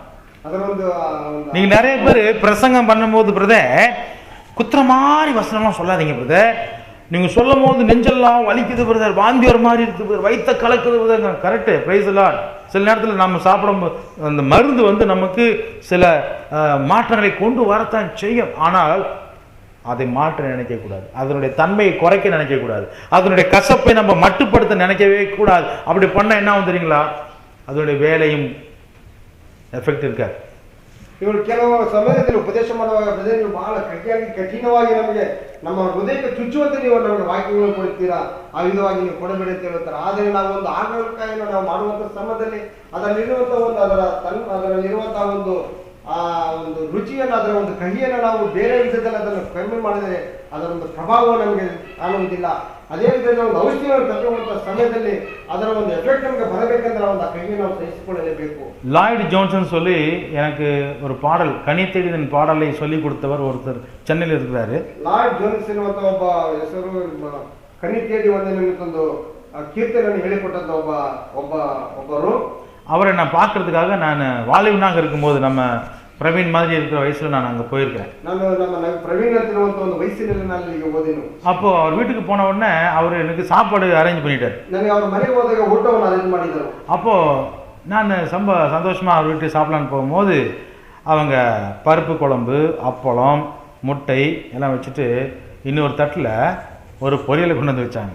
ಅವ್ರ ಮನೆಗೆ ಊಟ ಮಾಡುವಂಥ ಸಮಯದಲ್ಲಿ ಸಾಂಬಾರು ಮತ್ತು ಮೊಟ್ಟೆ ವಿಧವಾಗಿ ಅನೇಕ ಪದಾರ್ಥಗಳು ಇಟ್ಟು ನನಗೆ ಒಂದು ಚಿಕ್ಕ ಒಂದು ಪಾತ್ರೆಯಲ್ಲಿ ಬೇರೆ ಒಂದು ಪಲ್ಯವನ್ನು ಇಟ್ಟರು. அவங்க வைக்கும் போதே என் முகத்தை பார்த்துட்டு வச்சாங்க. உங்களுக்கு பிடிச்சா சாப்பிடுங்க அப்படின்னு சொன்னாங்க. ಅದು ಇಡುವಂಥ ಸಮಯದಲ್ಲಿ ಇದನ್ನು ನಿಮ್ಗೆ ಇಷ್ಟವಾದರೆ ತಿನ್ನಿ ಅಂತ ಹೇಳಿದರು. இப்போ நான் சொன்னேன், என்னது இது ஒரு மாதிரி வித்தியாசமாக இருக்குது, என்னதுன்னு கேட்டேன். ಇದು ಏನು ಇದು ವ್ಯತ್ಯಾಸವಾಗಿದೆ ಎಂದು ನಾನು ಕೇಳಿದೆ. அவங்க சொன்னாங்க, இது பாவக்காய் பிடிக்குமா உங்களுக்கு, இது பாவக்காய் பொரியல். ಇದು ಹಾಗಲಕಾಯಿ ನಿಮಗೆ ಹಿಡಿತದೆ, ಇದು ಹಾಗಲಕಾಯಿ ಪಲ್ಯ ಎಂದು ಹೇಳಿದರು. நான் சொன்னேன், ஐயோ எங்கள் வீட்டில் எங்கள் அம்மா செய்வாங்க, எப்போ பார்த்தாலும் எங்கள் அம்மா செய்வாங்க, ஆனால் எனக்கு இது பிடிக்காதுங்க, நான் சாப்பிட மாட்டேன் அப்படின்னு சொன்னேன். ನಮ್ಮ ತಾಯಿ ಯಾವಾಗಲೂ ಮನೆಯಲ್ಲಿ ಮಾಡುತ್ತಾರೆ, ಅದನ್ನು ನನಗೆ ತಿನ್ನುವುದನ್ನು ನನಗೆ ಇಷ್ಟವಿಲ್ಲ. அவங்க என்ன பண்ணாங்க, வற்புறுத்தி, இல்லை தம்பி கொஞ்சமாவது சாப்பிடுங்க, நீங்கள் சாப்பிட்டீங்கன்னா நிச்சயமாக இன்னும் கொஞ்சம் கேட்பீங்க அப்படின்னு சொன்னாங்க. ನೀವು ಸ್ವಲ್ಪ ಆದರೆ ಇದನ್ನು ನೀವು ತಿನ್ನಿರಿ, ನೀವು ತಿಂದರೆ ನಿಜವಾಗಿ ಸ್ವಲ್ಪ ಮತ್ತಷ್ಟು ಕೇಳಿ ரொம்ப வற்புறுத்துறாங்க. ಬಹಳ ನನಗೆ ಕಟಾಯ ಮಾಡಿದರು. என்னடா விருந்தாளிக்கு போய் இவங்க வந்து பாவக்காய் வச்சுட்டு அதை வர வற்புறுத்துறாங்களேன்னு சொல்லி வேண்டாம் வெறுப்பாக என்ன பண்ணேன், கொஞ்சமாக எடுத்து வாய்க்குள்ள போட்டேன். ಏನು ನಾನು ಒಬ್ಬ ಅತಿಥಿಯಾಗಿ ಬರುವಾಗ ಇಷ್ಟು ಕಡ್ಡಾಯ ಮಾಡಿ ಇದನ್ನು ತಿನ್ನುವಂತ ಹೇಳ್ತಿದ್ದಾರೆ ಎಂದು ನಾನು ಬಹಳ ಒತ್ತಡಕ್ಕೆ ಒಳಗಾಗಿ ಸ್ವಲ್ಪವನ್ನು ನಾನು ತೆಗೆದುಕೊಂಡೆ. முள்ள போட்ட உடனே இன்னும் கொஞ்சம் எடுத்து சாப்பிட்டேன். ನಾನು ಸ್ವಲ್ಪ ತಿಂದ ತಕ್ಷಣ ಇನ್ನು ಮತ್ತಷ್ಟು ತಿಂದೆ. இன்னும் கொஞ்சம் சாப்பிட்டேன். ನಾನು ಸ್ವಲ್ಪ ಇನ್ನೂ ಮತ್ತಷ್ಟು. காரணம் என்னன்னா, அவங்க சீக்கிரம் ஆரம்பிச்சிட்டாங்க. என்னப்பா வேண்டான்னு சொன்னா எல்லாம் காலி பண்ணிட்டேப்பா. ನಾನು ಶೀಘ್ರವಾಗಿ ಅದನ್ನೆಲ್ಲ ತಿಂದೆ, ಬೇಡ ಅಂತ ಹೇಳಿದವನು ಎಲ್ಲವನ್ನೂ ತಿಂದೆ ಎಂದು. அப்போ அவங்க சொன்னாங்க, ಅವರು ಹೇಳಿದರು, இது எப்படி செஞ்சேன்னு தெரியுமா, ಇದು ಹೇಗೆ ಮಾಡಿದ ಗೊತ್ತುಂಟೆ, பாவக்காயை நல்லா வேக வச்சு ಹಾಗಲಕಾಯಿಯನ್ನು ಚೆನ್ನಾಗಿ ಬೇಯಿಸಿ அதனுடைய கசப்பத்தை எல்லாம் கொட்டிட்டேன். ಆ ನೀರೆಲ್ಲ ಕಹಿಯಾದ ನೀರೆಲ್ಲ ನಾನು ಸುರಿದು ಬಿಟ್ಟೆ. அப்புறம் என்ன பண்ணீங்க, ನಂತರ ಏನು ಮಾಡಿದ್ರಿ, அந்த சக்கையெல்லாம் புளிஞ்சி ಅದನ್ನೆಲ್ಲ ಚೆನ್ನಾಗಿ ಹಿಂಡಿ வெள்ளம் இருக்குல்ல, வெள்ளம் அதை போட்டேன். ಬೆಲ್ಲವನ್ನು ಅದರಲ್ಲಿ ಹಾಕಿದೆ. அந்த வெள்ளத்தோட தக்காளி போட்டேன். ಆ ಬೆಲ್ಲದೊಟ್ಟಿಗೆ ಸ್ವಲ್ಪ ಟೊಮೊಟೊ ಹಾಕಿದೆ. புளியை கொஞ்சம் கரைச்சி ஊற்றினேன். ಸ್ವಲ್ಪ ಹುಳಿಯನ್ನು ಹಾಕಿದೆ. எண்ணெய் நிறைய 2 ஸ்பூன் எக்ஸ்ட்ரா விட்டேன். ಸ್ವಲ್ಪ ಎಣ್ಣೆಯನ್ನು ಸ್ವಲ್ಪ ಜಾಸ್ತಿ ಹಾಕಿದೆ. கடுகு போட்டு தாளிச்சேன். ನಾನು ಸಾಸಿವೆ ಇದನ್ನು ಒಗ್ಗರಣೆ ಮಾಡಿದೆ. அதான் அப்படி இருக்குதுன்னு சொன்னாங்க. ಆಗ ಅದಕ್ಕಾಗಿ ಈ ವಿಧವಾಗಿ ರುಚಿಯಾಗಿದೆ. அது பாவக்காய் மாதிரி எனக்கு தெரியல, ಅದು ಹಾಗಲಕಾಯಿ ಪಲ್ಯವಾಗಿ ನನಗೆ ಕಾಣಲಿಲ್ಲ. ஆனால் ಆದರೆ அது போல ಅದರಂತೆ வேத வசனத்தை தேவன் என்ன செய்ய மாட்டாரு, ವೇದ ವಾಕ್ಯವನ್ನು ದೇವರು ಏನು ಮಾಡುವುದಿಲ್ಲ, எப்படியாவது நம்மளை வந்து ஃபாலோ பண்ண வைக்கிறதுக்காக அவர் கட்டளைகளினுடைய அந்த தன்மையை அவர் குறைக்க மாட்டார். ಹೇಗಾಗಲಿ ನಾವು ದೇವರ ವಾಕ್ಯವನ್ನು ನಾವು ಅವರನ್ನು ನಿಭಾಯಿಸಬೇಕೆಂದು ಅದರಲ್ಲಿರುವಂತಹ ಒಂದು ಸಾರಾಂಶವನ್ನು ಅವರು ಕಮ್ಮಿ ಮಾಡುವುದಿಲ್ಲ. எனக்கு சுகர் ஜாஸ்தியாகி போன சமயத்துல, ನನಗೆ ಶುಗರ್ ಅಧಿಕವಾದಂತಹ ಸಂದರ್ಭದಲ್ಲಿ உடம்புல ஏகப்பட்ட சர்க்கரை நிறைய நான் சாப்பிட்டு சர்க்கரை ஏறி போச்சு. ನಾನು ಅಧಿಕವಾಗಿ ನನ್ನ ಸಿಹಿಯನ್ನು ತಿಂದು ಸಕ್ಕರೆ ಅಧಿಕವಾಯಿತು ನನ್ನ ಶರೀರದಲ್ಲಿ. அப்போ அந்த சர்க்கரையினுடைய தன்மையை உடம்புல இருந்து எடுக்கணும்னா எனக்கு பயங்கரமான மருந்துகளை நான் எடுக்க வேண்டும். ಆ ಒಂದು ಸಕ್ಕರೆ ಒಂದು ಸಾರಾಂಶವನ್ನು ನನ್ನ ಶರೀರದಿಂದ ತೆಗೆಯಲಿಕ್ಕೆ ಬಹಳ ಭಯಂಕರವಾದ ಔಷಧಿಗಳನ್ನು ನಾನು ತೆಗೆದುಕೊಂಡೆ. அப்போ ஒரு நாட்டு வைத்தியம் செய்யக்கூடிய ஒருத்தர் வந்தார். ಅವಾಗ ಈ ನಾಟು ವೈದ್ಯ ಅಂದ್ರೆ ಆಯುರ್ವೇದಿಕ್ ಆರೋಗ್ಯ ಆಯುರ್ವೇದಿಕ ಒಂದು ಡಾಕ್ಟರ್ ನಲ್ಲಿ ಬಂದರು. ஹோமியோபதி டாக்டர் வந்தார். அவர் வந்து சொன்னாரு, ಅವರು ಹೇಳಿದರು, அவர் வந்து என்னுடைய அண்ணனுக்கு ஃப்ரெண்டு, ನಮ್ಮ ಅಣ್ಣನ ಸ್ನೇಹಿತ. அவர் என்ன சொன்னாரு, ஒன்றும் கவலைப்படாதீங்க தம்பி, ನೀವು ಏನು ಕಷ್ಟ ಚಿಂತೆ ಮಾಡಬೇಡಿ, பாவக்காய் இருக்குது இல்ல அப்படின்னாரு. ಹಾಗಲಕಾಯಿ ಇದೆಯಲ್ಲ, பாவக்காய் தெரியும் அப்படின்னு சொன்னேன். ನನಗೆ ಗೊತ್ತುಂಟು, 2 கிளாஸ் ஜூஸ்ப்பா குடிச்சிருப்பா. 2 ಗ್ಲಾಸ್ ಜ್ಯೂಸ್ ನೀವು ಕುಡಿ. அவ்வளவுதானங்க, ಅಷ್ಟೇ ತಾನೇ, நான் குடிச்சிடுறேன். ನಾನು ಕುಡಿಯುತ್ತೇನೆ. நான் ஏற்கனவே சாப்பிட்டுருக்கேன் லாய்ட் ஜோன்ஸ் வீட்டில்.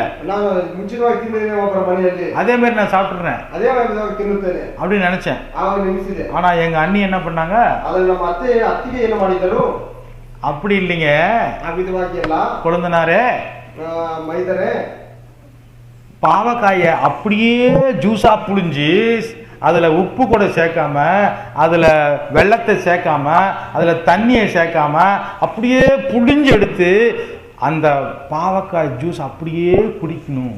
ಹಾಗಲಕಾಯಿ ಹಾಗೆ ಹಿಂಡಿ ಅದಕ್ಕೆ ಸಕ್ಕರೆ ಬೆಲ್ಲ ಮತ್ತು ಬೇರೆ ನೀರು ಏನೇನು ಬೆರೆಸಿದ ಹಾಗೆ ನೀವು ಕುಡಿಯಬೇಕು. அப்படியே குடிக்க வச்சாங்க. ಹಾಗೆ ಕುಡಿಸಿದರು. ஒரு டிராப், ஒரு முடக்கு கூட என்னால குடிக்க முடியல, கஷ்டமா இருந்துச்சு. ಒಂದು ತೊಟ್ಟನ್ನು ಕುಡಿಯಲಿಕ್ಕೆ ಆಗಲಿಲ್ಲ, குடிக்க முடியல, ಕುಡಿಯಲಿಕ್ಕೆ ಸಾಧ್ಯವಾಗಲಿಲ್ಲ. குடிச்சுதான் ஆகணும். ಆದ್ರೆ ಕುಡಿಯಲೇಬೇಕು. என் மனைவிக்கு சொல்லி கொடுத்துட்டாங்க, ನನ್ನ ಹೆಂಡತಿಗೂ ಕೂಡ ಹೇಳಿಕೊಟ್ಟರು, அதே மாதிரி கொடுங்க சிஸ்டர். ಅದೇ ವಿಧವಾಗಿ ಕುಡಿ ನೀವು. குடிச்சேன். ನಾನು ಕುಡಿದೆ. என் பாடியில் இருந்த சுகர் அளவு அப்படியே ட்ராப் ஆச்சு. ಆಗ ನನ್ನ ಶರೀರದಲ್ಲಿದ್ದ ಶುಗರ್ ಒಂದು ಅಂಶವು ಕಮ್ಮಿ ಆಯಿತು. ஹல்லேலூயா. ஹalleluya. கர்த்தர் நமக்கு என்ன கட்டளை கொடுக்கின்றாரோ, ಕರ್ತನು ನಮಗೆ ಏನು ಆಜ್ಞೆಗಳನ್ನು ಕೊಡುತ್ತಾನೋ, என்ன கற்பனையை நமக்கு சொல்லுகின்றாரோ, ಏನು ಬೋಧನೆಗಳನ್ನು ನಮಗೆ ಹೇಳುತ್ತಾನೋ, அந்த வசனத்தினுடைய தன்மையை நாம் ஒரு கதை சொல்லி கொஞ்சி விளையாடி ஜோக் அடிச்சு அதை மட்டுப்படுத்தினா நம்ம வாழ்க்கையில மனம் திரும்பவே மாட்டோம். ಆ ಒಂದು ವಾಕ್ಯದ ಒಂದು ಸಾರಾಂಶವನ್ನು ನಾವು ಕಮ್ಮಿ ಮಾಡಿ ಅದರ ಪ್ರೀತಿಯಿಂದ ನಾವು ಅದನ್ನು ಪ್ರೀತಿ ತೋರಿಸಲೇಬೇಕು. ನೀವು ತಪ್ಪಾಗಿ ನೀವು ಟ್ರಾನ್ಸ್ಲೇಟ್ ಮಾಡಬೇಡಿ. ಪ್ರೀತಿ ತೋರಿಸಲೇಬೇಕು, ಪ್ರೀತಿ ತೋರಿಸಲೇಬೇಕು. ವಾಕ್ಯದ ತರವನ್ನು ನಾವು ಕಡಿಮೆ ಮಾಡಬಾರದು. ವಾಕ್ಯದ ಸಾರಾಂಶವನ್ನು ಕಮ್ಮಿ ಮಾಡಬಾರದು. எஸ், ஹல்லேலூயா. ஹalleluya. கட்டளையை நாம் மாற்றக்கூடாது. ನಾವು ಆಜ್ಞೆಗಳನ್ನು ಮಾರ್ಪಡಿಸಬಾರದು. அதை முன்னாடி பின்னாடி அட்ஜஸ்ட்மெண்ட் பண்ணக்கூடாது. ಅದು ಮುಂದೆ ಹಿಂದೆ ಅದನ್ನು ಅಡ್ಜಸ್ಟ್ ಮಾಡಬಾರದು. விளக்கை அட்ஜஸ்ட் பண்ண என்ன ஆகும்? ಬೆಳಕನ್ನು ನಾವು ಅದನ್ನು ಅಡ್ಜಸ್ಟ್ ಮಾಡಿದ್ರೆ ಏನಾಗುತ್ತದೆ? என்ன ஆகுங்க? ಏನಾಗುತ್ತದೆ? விளக்கை யாராவது அப்படி சுத்தம் பண்ணி பல்பை மாட்டுவீங்களா? ஒரு பக்கம் கருப்பு, இன்னொரு பக்கம் வெள்ளை, இன்னொரு பக்கம் புழு அடிச்சு வைப்பீங்களா? ನೀವು ಒಂದು ಬಲ್ಬ್ ಅನ್ನು ಶುದ್ಧವಾಗಿ ಕ್ಲೀನ್ ಮಾಡೋದನ್ನು ಹಾಕುತ್ತೀರಾ, ಒಂದು ಕಡೆ ಒಂದೊಂದು ಬಣ್ಣವನ್ನು ಹಚ್ಚಿ ನೀವು ಹಾಕುತ್ತೀರಾ? அந்த விளக்கு சுத்தி கொஞ்சம் ஷேடு பண்ண அந்த ரூம் எப்படி இருக்கும்? ಅದು ಸ್ವಲ್ಪ ಸ್ವಲ್ಪ ಬೆಳಕು ಆ ರೂಮಿಗೆ ಬಂದರೆ ಅದರ ಒಂದು ಬೆಳಕು ಹೇಗಿರುತ್ತದೆ? அந்த விளக்கு சுத்தி நிழலைய பொருளெல்லாம் சுத்தி மறைச்சு வச்சுட்டு அது என்ன ஆகும்? ಆ ಬೆಳಕಿನ ಸುತ್ತಲೂ ಕೆಲವು ವಸ್ತುಗಳನ್ನು ಇಟ್ಟು ಅದನ್ನು ಮರೆಯಾಗಿಟ್ಟರೆ ಅದರ ಬೆಳಕು ಹೇಗೆ ಬರುತ್ತದೆ? தெரியாது. ಪರಿಪೂರ್ಣವಾದ ಬೆಳಕು ಕಾಣುವುದಿಲ್ಲ. வெளிச்சம் சரியா தெரியலனாக்கா குருடனா இருப்பேன். ಆ ಒಂದು ಬೆಳಕು ನಮಗೆ ಕಾಣದಂತ ಪಕ್ಷದಲ್ಲಿ ನಾವು ಕುರುಡರಾಗಿರುತ್ತೇವೆ. அது போல நம்முடைய குருட்டு வாழ்க்கையை நாம கிறிஸ்துவ வாழ்க்கையை நடத்த நினைக்கிறோம். அதனால தான் நமக்கு ஆண்டவர் நமக்கு குத்தி உடைச்சி நமக்கு சொல்லி கொடுக்கின்றார். ಅವಿವಾದ ಕುರುಡಾದ ಜೀವನವನ್ನು ಕ್ರಿಸ್ತನಲ್ಲಿ ನಾವು ನಡೆಸಲಿಕ್ಕೆ ನೋಡುತ್ತೇವೆ. ಆದ್ದರಿಂದ ದೇವರ ವಾಕ್ಯ ನಮ್ಮನ್ನು ಚುಚ್ಚಿ ಹೇಳುವಂತದ್ದಾಗಿದೆ. சோ கர்த்தருடைய கட்டளையை குறித்து நம்ம என்ன படிக்கின்றோம்? ಕರ್ತನ ಒಂದು ಆಜ್ಞೆಯನ್ನು ಕುರಿತು ನಾವು ಏನೇನು ಓದುತ್ತೇವೆ? அது நமக்கு கைடன்ஸ் கொடுக்கக்கூடிய விளக்காக இருக்கின்றது. ಉಪದೇಶವನ್ನು ಮಾಡುವಂತ ಒಂದು ಬೆಳಕಾಗಿದೆ. இல்ல, கைடன்ஸ் கொடுக்கக்கூடிய நம்ம வழி நடத்தக்கூடியதாக இருக்கின்றது. ಮಾರ್ಗದರ್ಶನವನ್ನು ಕೊಡುವಂತ ಒಂದು ಬೆಳಕಾಗಿರುವುದು. ஒரு ஸ்கூட்டருக்கு ஹெட்லைட் யாராவது உடைச்சிட்டு வண்டி ஓட்டுவாங்களா? ಒಂದು ಸ್ಕೂಟರ್ಗೆ ಒಂದು ಹೆಡ್ಲೈಟ್ ನೋಡೋದನ್ನು ಓಡಿಸ್ತಾರೆ. டார்ச் லைட்டினுடைய பல்பை மாத்திட்டு ಒಂದು ಟಾರ್ಚ್ எதுக்கு ரொம்ப பிரகாசம் அடிக்குது, அதனால கொஞ்சம் அது பல்பை கொஞ்சம் சின்னது பண்ணிடலாம், ಅದನ್ನು ಒಂದು ಚಿಕ್ಕದು ಮಾಡೋಣ, அப்படி பண்ணுவோமா? ಅದು ಮಾಡುತ್ತೇವೆ. பிரகாசமா எரியிற லைட் தான் நம்ம விரும்புவோம். ಪ್ರಕಾಶವಾಗಿ ಬೆಳೆಯುವಂತ ಒಂದು ಲೈಟ್ ಅನ್ನು ನಾವು ಇಷ್ಟಪಡುತ್ತೇವೆ. அதுபோல ಅದರಂತೆಯೇ கர்த்தருடைய கற்பனைகளை கட்டளைகளை நாம் மாற்ற நினைக்க கூடாது. ಕರ್ತನ ಒಂದು ಆಜ್ಞೆಗಳನ್ನು ನಾವು ಬದಲಾಯಿಸಬಾರದು. இரண்டாவது, ಎರಡನೆಯದಾಗಿ கர்த்தருடைய வசனத்தை குறித்து என்ன சொல்லுது? ಕರ್ತನ ವಾಕ್ಯವನ್ನು ಕುರಿತು ಏನು ಹೇಳುತ್ತದೆ? சங்கீதம் 119 ಕೀರ್ತನೆ 119 96 96 119 Psalm 119 verse 96 119 96ನೇ ವಾಕ್ಯ ಕೀರ್ತನೆ. To all perfection I see a limit. To all perfection I see a limit. But your commands are boundless. But your commands are boundless. Its extent is going beyond its limit. Kannada Tamil ಎಲ್ಲಾ ಸಂಪೂರ್ಣತೆಗೂ ಮೇರೆಯುಂಟೆಂದು ಬಲ್ಲೆನು. ಆದರೆ ನಿನ್ನ ಆಜ್ಞಾಶಾಸನವು அபாரவு. சகல சம்பூர்ணத்திற்கும் எல்லையை கண்டேன். உம்முடைய கற்பனைக்கோ மகா விஸ்தாரம். உம்முடைய கற்பனையோ மகா, அதுக்கு ஒரு லிமிட் இல்ல, ಅದಕ್ಕೆ ಅಂತವಿಲ್ಲ. ஏங்க என்ன ஒரு லிமிட் இல்லையா அப்படின்லாம் கேட்க கூடாது. ಏನು ಅದಕ್ಕೆ ಒಂದು ಲಿಮಿಟ್ ಇಲ್ಲವೇ, ಒಂದು ಅಂತವಿಲ್ಲವೇ? அது பர்சனல் லைஃப் தொடும், ಅದು ನಮ್ಮ ಪ್ರತ್ಯೇಕವಾದ ಜೀವನವನ್ನು ಮುಟ್ಟುವುದು, குடும்ப வாழ்க்கையை தொடும், ನಮ್ಮ ಕುಟುಂಬ ಜೀವನವನ್ನು ಮುಟ್ಟುವುದು, நம்ம எப்படி பணம் சம்பாதிக்கிற விஷயத்தையும் அது தொடும், ನಾವು ಹೇಗೆ ಹಣವನ್ನು ಸಂಪಾದನೆ ಮಾಡುವುದು ವಿಷಯವನ್ನು ಅದು ಮುಟ್ಟುವುದು, எப்படி தாம்பத்திய உறவை வச்சுக்கிறது அதை பத்தி கூட அது கட்டளை வருது, ಹೇಗೆ ದಾಂಪತ್ಯ ಜೀವನವನ್ನು ಇಟ್ಟುಕೊಳ್ಳಬೇಕೆಂಬುದನ್ನು ಅದು ತೋರಿಸುವುದು, எப்படி ஃப்ரெண்ட்ஷிப் வச்சுக்கிறது, ಹೇಗೆ ನಾವು ಸ್ನೇಹಿತರನ್ನು ಇಟ್ಟುಕೊಳ್ಳುವುದು, எப்படி ஒரு பிசினஸ் செய்யறது, ಹೇಗೆ ನಾವು ಒಂದು ವ್ಯಾಪಾರವನ್ನು ಮಾಡುವುದು, எதை வாங்குறது எதை விற்கிறது, ಯಾವುದನ್ನು ತೆಗೆದುಕೊಳ್ಳುವುದು ಯಾವುದನ್ನು ಮಾರುವುದು, எதை வச்சுக்கிறது எதை தூக்கி போடுறது, ಯಾವುದನ್ನು ಇಟ್ಟುಕೊಳ್ಳುವುದು ಯಾವುದನ್ನು ಬಿಸಾಕುವುದು, எப்படி ஒருத்தருக்கு ஹெல்ப் பண்றது, ಹೇಗೆ ಒಬ್ಬರಿಗೆ ಸಹಾಯ ಮಾಡುವುದು, எப்படி ஆண்டவர் நேசிக்கிறது, ಹೇಗೆ ದೇವರನ್ನು ಪ್ರೀತಿಸುವುದು, எது பாவம். ಯಾವುದು ಪಾಪವು. கர்த்தருடைய கட்டளைக்கு ஒரு லிமிட் கிடையாது, அது மகா விஸ்தாரம். ಕರ್ತನ ಒಂದು ಆಜ್ಞೆಗಳಿಗೆ ಅದು ಒಂದು ಅಂತವಿಲ್ಲ, ಅದು ಬಹಳ ಬಹಳ ಅಪಾರವಾದದ್ದು. ஹல்லேலூயா. மலையாளத்தில் என்ன போட்டு படிங்க? சகல சம்பூர்த்திக்கும் அவசானம் கண்டிருக்கணும். நின்ற கற்பனையோ அत्यंत விஸ்தீர்ணமாயிருக்கு. Yes, it is exceedingly broad. It goes beyond everything. அதுக்கு நடுவில் நீங்க எதையும் கொண்டு வர முடியாது. ಅದರ ಮಧ್ಯದಲ್ಲಿ ಏನನ್ನು ಕೊಂಡು ಬರಲು எங்க மாமா சொல்றாரு, ನಮ್ಮ ಮಾವ ಹೇಳಿದರು, எங்க பக்கத்து வீட்டுக்காரங்களாம் அப்படி சொல்றாங்க, அப்படி அதனாலதான் நான் இப்படி செஞ்சேன்னு சொல்ல முடியாது. ನಮ್ಮ ಪಕ್ಕದ ಮನೆಯವರು ವಿಧವಾಗಿ ಆದ್ದರಿಂದ ನಾನು ವಿಧವಾಗಿ ಮಾಡಿದ ಹೇಳಲಿಕ್ಕೆ கர்த்தருடைய கட்டளை என்று வந்து விட்டால், ಕರ್ತನ ಆಜ್ಞೆಗಳು ಬಂದರೆ it is exceedingly broad, ಅದಕ್ಕೆ ಮಹಾ ವಿಸ್ತಾರமாக போய்க்கொண்டே இருக்கிறது. ಅದು ಬಹಳ ವಿಸ್ತಾರವಾದದ್ದು ಅಪಾರವಾದದ್ದಾಗಿದೆ. ஓகே, இன்னொரு வசனத்தை வாசிப்போம். சங்கீதம் 19 ಕೀರ್ತನೆ 19 8 8ನೇ ವಾಕ್ಯ. ಕೀರ್ತನೆ 19 8ನೇ ವಾಕ್ಯ. I will obey your decrees. I will obey your decrees. Do not utterly forsake me. And do not utterly Forsake. forsake me. 19:8 pa. Psalm 19 verse 8. 19:8.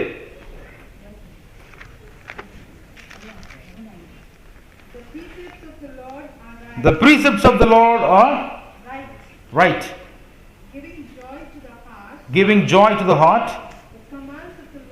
The commands of the Lord are radiant, giving light to the eyes. Giving light to the eyes.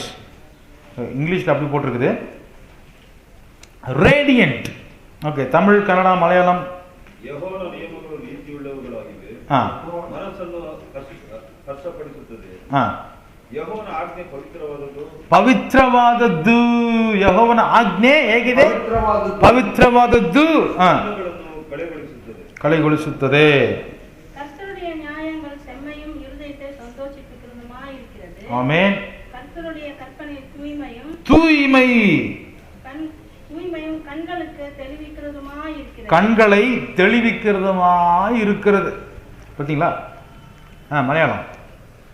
എനിക്ക് കടന്നുകൂടാത്തവൻ അവൻ എന്റെ വഴി കെട്ടിയെടുത്തു, എന്റെ പാതകൾ இல்ல கீர்த்தனை சங்கீதம் 19 8ನೇ ವಾಕ್ಯ. பரவாயில்ல. ஓகே, பரவாயில்ல. இங்க பார்க்கிறோம், கர்த்தருடைய கட்டளை அது கலப்படம் இல்லாதது. ಇಲ್ಲಿ ನೋಡುವಾಗ ಕರ್ತನ ಒಂದು ಆಜ್ಞೆಗಳು ಅದು ಕಲಬೆರಕೆ ಇಲ್ಲಂತದ್ದು. கதை சொன்னா அந்த கட்டளையினுடைய ಅರ್ಥத்தை நம்ம ಅದು குறைக்க முடியாது. ಒಂದು ಕಥೆಯನ್ನು ಹೇಳಿ ಅದರ ಒಂದು ಅರ್ಥದ ಒಂದು ಅದರ ಒಂದು ಆಜ್ಞೆ ಸಾರಾಂಶವನ್ನು ಕಮ್ಮಿ ಮಾಡಲಿಕ್ಕೆ ಸಾಧ್ಯವಿಲ್ಲ. ஹல்லேலூயா. ஹல்லேலೂಯಾ. இது பாவம் என்று சொன்னால் அது பாவமே. ಅದು ಪಾಪ ಅಂತ ಹೇಳುವಾಗ ಅದು ಪಾಪವೇ. இது நீதி என்று சொன்னால் அது நீதியே. ಇದು ನೀತಿ ಅಂತ ಹೇಳುವಾಗ ಅದು ನೀತಿಯಾಗಿರುತ್ತದೆ. இதை தின்ன வேண்டாம் என்று சொன்னால் அது தின்னவே கூடாது. ಇದನ್ನು ತಿನ್ನಬಾರದು ಅಂತ ಹೇಳುವಾಗ ಅದನ್ನು ತಿನ್ನಬಾರದು. இதை விடு என்று சொன்னால் அது விட்டே ஆக வேண்டும். ಇದನ್ನು ಬಿಡು ಅಂತ ಹೇಳುವಾಗ ಅದನ್ನು ಬಿಡಲೇಬೇಕು. சிலுவையை எடுத்துக்கொண்டு என் பின்னே அனுதினமும் பின்பற்று என்று சொன்னால், சிலுவையை ತೆಗೆದುಕೊಂಡು ನೀನು ಅನುದಿನವನ್ನು ನೀನು ಬಾಲಿಸು ಅಂತ ಹೇಳುವಾಗ, சிலுவை எடுத்துட்டு வரேன் ஆண்டவரே, ஆனா டெய்லி வர மாட்டேன், அந்த சிலுவைಯನ್ನು ನಾನು ಹೊತ್ತುಕೊಂಡು ಬರುತ್ತೇನೆ ದೇವರೇ, ಆದರೆ ನಾನು ಪ್ರತಿ ದಿನ ಬರುವುದಿಲ್ಲ, அப்படி சொல்ல முடியுமா? ಅಬಿದುವ ಹೇಳಲಿಕ್ಕೆ ಸಾಧ್ಯವೇ? இல்ல ಇಲ್ಲ. டெய்லி வர ஆண்டவரே, ஆனா சிலுவை இல்லாம தான் வருவேன். ನಾನು ಪ್ರತಿ ದಿನ ಬರುತ್ತೇನೆ ದೇವರೇ, ಆದರೆ ನಾನು ಸಿಲುವೆಯನ್ನು ಹೊತ್ತುಕೊಂಡು ಬರುವುದಿಲ್ಲ, அப்படி சொல்ல முடியுமா? ಅದು ಹೇಳಲಿಕ್ಕೆ ಸಾಧ್ಯವೇ? சொல்ல முடியாது. ಹೇಳಲಿಕ್ಕೆ ಸಾಧ್ಯವಿಲ್ಲ. கட்டளை என்ன? ಆಜ್ಞೆಗಳು ಏನು? என்னை பின்பற்றி வர விரும்பினால் சிலுவையை எடுத்துக்கொண்டு சிலுவைಯನ್ನು ತೆಗೆದುಕೊಂಡು அனுதினமும் யாரை பின்பற்றணும்? ಹಿಂಬಾಲಿಸಬೇಕು, என்னை பின்பற்றணும் ನನ್ನನ್ನು ಹಿಂಬಾಲಿಸು என்று இயேசு சொன்னார். ಎಂದು ಯೇಸು ಹೇಳಿದರು. அதனுடைய கட்டளை நம்ம அட்ஜஸ்ட் பண்ணலாமா? சேஞ்ச் பண்ணலாமா? ಅದನ್ನು ನಾವು ಅಡ್ಜಸ್ಟ್ ಮಾಡಿಬಿಟ್ಟು ಅದನ್ನು ಬದಲಾಯಿಸಬಹುದೇ? இட் இஸ் பியூர் அப்படின்னா என்ன அர்த்தம் தெரியுமா? It cannot be adulterated. It cannot be mixed with anything else. It cannot be adjusted with anything else. அதோடு கூட எதையும் நாம என்ன செய்ய முடியாது, மாற்றி அமைத்துக் கொள்ள முடியாது. ಅದು ಪರಿಪೂರ್ಣವಾದ ಪರಿಶುದ್ಧತೆಯನ್ನು ಹೇಳುವಾಗ ಅದರಲ್ಲಿ ಯಾವುದನ್ನು ನಾವು ಸೇರಿಸಲಿಕ್ಕೆ ಅದನ್ನು ತೆಗೆಯಲಿಕ್ಕೆ ನಾವು ಸಾಧ್ಯವಿಲ್ಲ. இப்போ மலையாளத்தில் வாசிங்க சிஸ்டர். யெகோவாவுடைய ஆజ్ఞைகள் நீதியுள்ளவா, அவர் ஹிருதயத்தை சந்தோஷிப்பிக்கும். யெகோவாவுடைய கற்பனை நிர்மலமாய் இருக்கிறது. கண்ணுகளே நிர்மலம் என்ன அர்த்தம்? நிர்மலம் என்ன அர்த்தம்? நிர் கூட்டல் மலம். நிர்மலம் என்ன அர்த்தம்? அசுத்தம் இல்லாததுன்னு அர்த்தம்.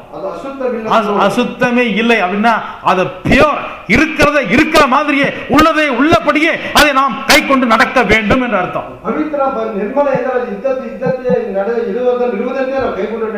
அதோடு கூட எதையும் கூட்டவும் கூடாது, குறைக்கவும் கூடாது. அவங்க தான் ஆண்டவரை அறிந்தவர்கள் என்றார். அவரே தேவர்கள் அறிந்தவரோ. ஹல்லேலூயா. ஹல்லேலூயா.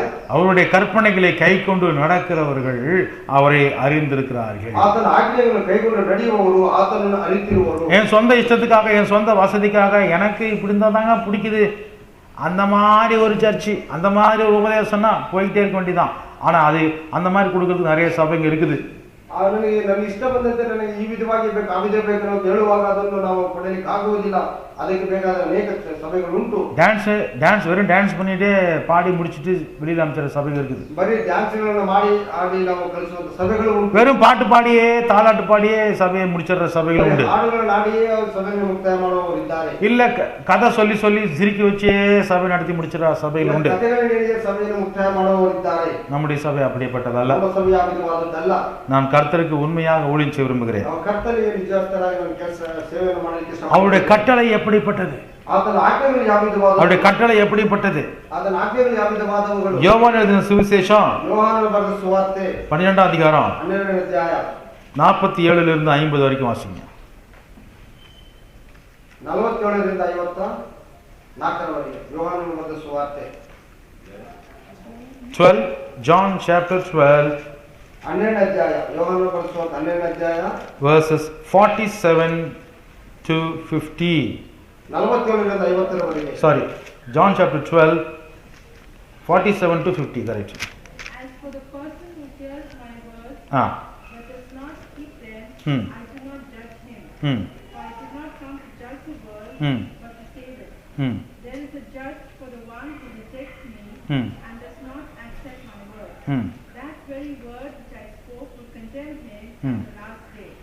For I did not speak of my own accord, but the Father who sent me commanded me what to say and how to say it. I know that His command leads to eternal life. His command leads to eternal life. So whatever I say is just what the Father has told me to say. Okay. Okay. 12ನೇ ಅಧ್ಯಾಯ. ಯಾವನಾದರೂ ನನ್ನ ಮಾತುಗಳನ್ನು ಕೇಳಿದರೂ ಕೈಕೊಂಡು ನಡೆಯಲು ಹೋದರೆ ನಾನೇ ಅವನಿಗೆ ತೀರ್ಪು ಮಾಡುವುದಿಲ್ಲ. ಲೋಕಕ್ಕೆ ತೀರ್ಪು ಮಾಡುವುದಕ್ಕೆ ನಾನು ಬಂದಿಲ್ಲ, ಲೋಕವನ್ನು ರಕ್ಷಿಸುವುದಕ್ಕಾಗಿ ಬಂದಿದ್ದೇನೆ. ನನ್ನನ್ನು ಲಕ್ಷ್ಯ ಮಾಡದೆ ನನ್ನ ಮಾತುಗಳನ್ನು ಅಂಗೀಕರಿಸದೇ ಇರುವವರಿಗೆ ತೀರ್ಪು ಮಾಡುವಂಥದ್ದು ಒಂದು ಇದೆ. ಅದು ಯಾವುದೆಂದರೆ, ನಾನು ಆಡಿದ ಮಾತು ಅದೇ ಅವನಿಗೆ ಕಡೆಯ ದಿನಗಳಲ್ಲಿ ತೀರ್ಪು ಮಾಡುವುದು. ಯಾಕೆಂದರೆ ನನ್ನಷ್ಟಕ್ಕೆ ನಾನೇ ಮಾತಾಡಿದವನಲ್ಲ, ನನ್ನನ್ನು ಕಳುಹಿಸಿಕೊಟ್ಟ ತಂದೆಯೇ ನೀವು ಇಂತಿಷ್ಟದನ್ನು ಹೇಳಬೇಕು, ಹೀಗೆ ಮಾತಾಡಬೇಕು ಎಂಬುದಾಗಿ ನನಗೆ ಆಜ್ಞೆ ಕೊಟ್ಟಿದ್ದಾನೆ. ಆತನ ಆಜ್ಞೆ ನಿತ್ಯ ಜೀವವಾಗಿದೆ ಎಂದು ಬರೆದನು. ಆಮೆನ್. ಆತನ ಆಜ್ಞೆ ನಿತ್ಯ ಜೀವವು. ಆದುದರಿಂದ ನಾನು ಮಾತಾಡುವುದನ್ನೆಲ್ಲ ತಂದೆ ನನಗೆ ಹೇಳಿದ ಮೇರೆಗೆ ಮಾತಾಡುತ್ತೇನೆ. எவ்வளவு சீரியஸான விஷயம் பாத்தீங்களா? ಎಷ್ಟು ಒಂದು ಬಹಳ ಆಸಕ್ತಿಯ ಒಂದು ಎಷ್ಟು ಗಂಭೀರವಾದ ವಿಷಯವಾಗಿದೆ. தேவனுடைய வசனங்களை, ದೇವರ ವಾಕ್ಯಗಳನ್ನು நம்ம எவ்வளவு சீரியஸா எடுத்துக்கிறோமோ, ನಾವು ಎಷ್ಟು ಗಂಭೀರವಾಗಿ ತೆಗೆದುಕೊಳ್ಳುತ್ತೇವೋ அவ்வளவு சீரியஸாக தேவன் நம்மளை ஆசீர்வதிப்பார். ಅಷ್ಟು ಗಂಭೀರವಾಗಿ ನಮ್ಮ ದೇವರ ಆಶೀರ್ವಾದ, அவருடைய கட்டளைகளை ಆತನ ಆಜ್ಞೆಗಳನ್ನು நாம் சரியாக நாம கைக்கொள்ளணுங்கிற நினைப்பு எப்போ வரும்? ಸರಿಯಾಗಿ ನಾವು ಕೈಗೊಂಡು ನಡೆಯಬೇಕು ಅಂತ ಒಂದು ಮನಸ್ಸು ಯಾವಾಗ ಬರುವುದು? இந்த கட்டளை என்னங்கிறது தெரிஞ்சா வரும். ಆ ಒಂದು ಆಜ್ಞೆಗಳು ಏನೆಂದು ನಮಗೆ ತಿಳಿದುಕೊಂಡೇ ಬರುವುದು. ಯೇಸು என்ன சொல்றாரு? ಯೇಸು ಕ್ರಿಸ್ತನು ಏನು ಹೇಳುತ್ತಾನೆ? நான் ஒன்னும் என் சுய சித்தமா பேச வரல, ನಾನು ನನ್ನ ಸ್ವಂತ ಇಚ್ಛೆಯನ್ನು ಮಾತನಾಡಲಿಕ್ಕೆ ಬರಲಿಲ್ಲ. பிதா எனக்கு என்ன சொன்னாரோ அதைத்தான் நான் சொல்ல வந்திருக்கிறேன். அவர் எனக்கு உபதேசித்து சொன்னதை எல்லாம் அப்படியே நான் கட்டளையாக போதிக்கின்றேன். அவருடைய கட்டளை எப்படிப்பட்டதா இருக்கிறது? His commands are, please read verse 50, all of you, the first part of verse 50.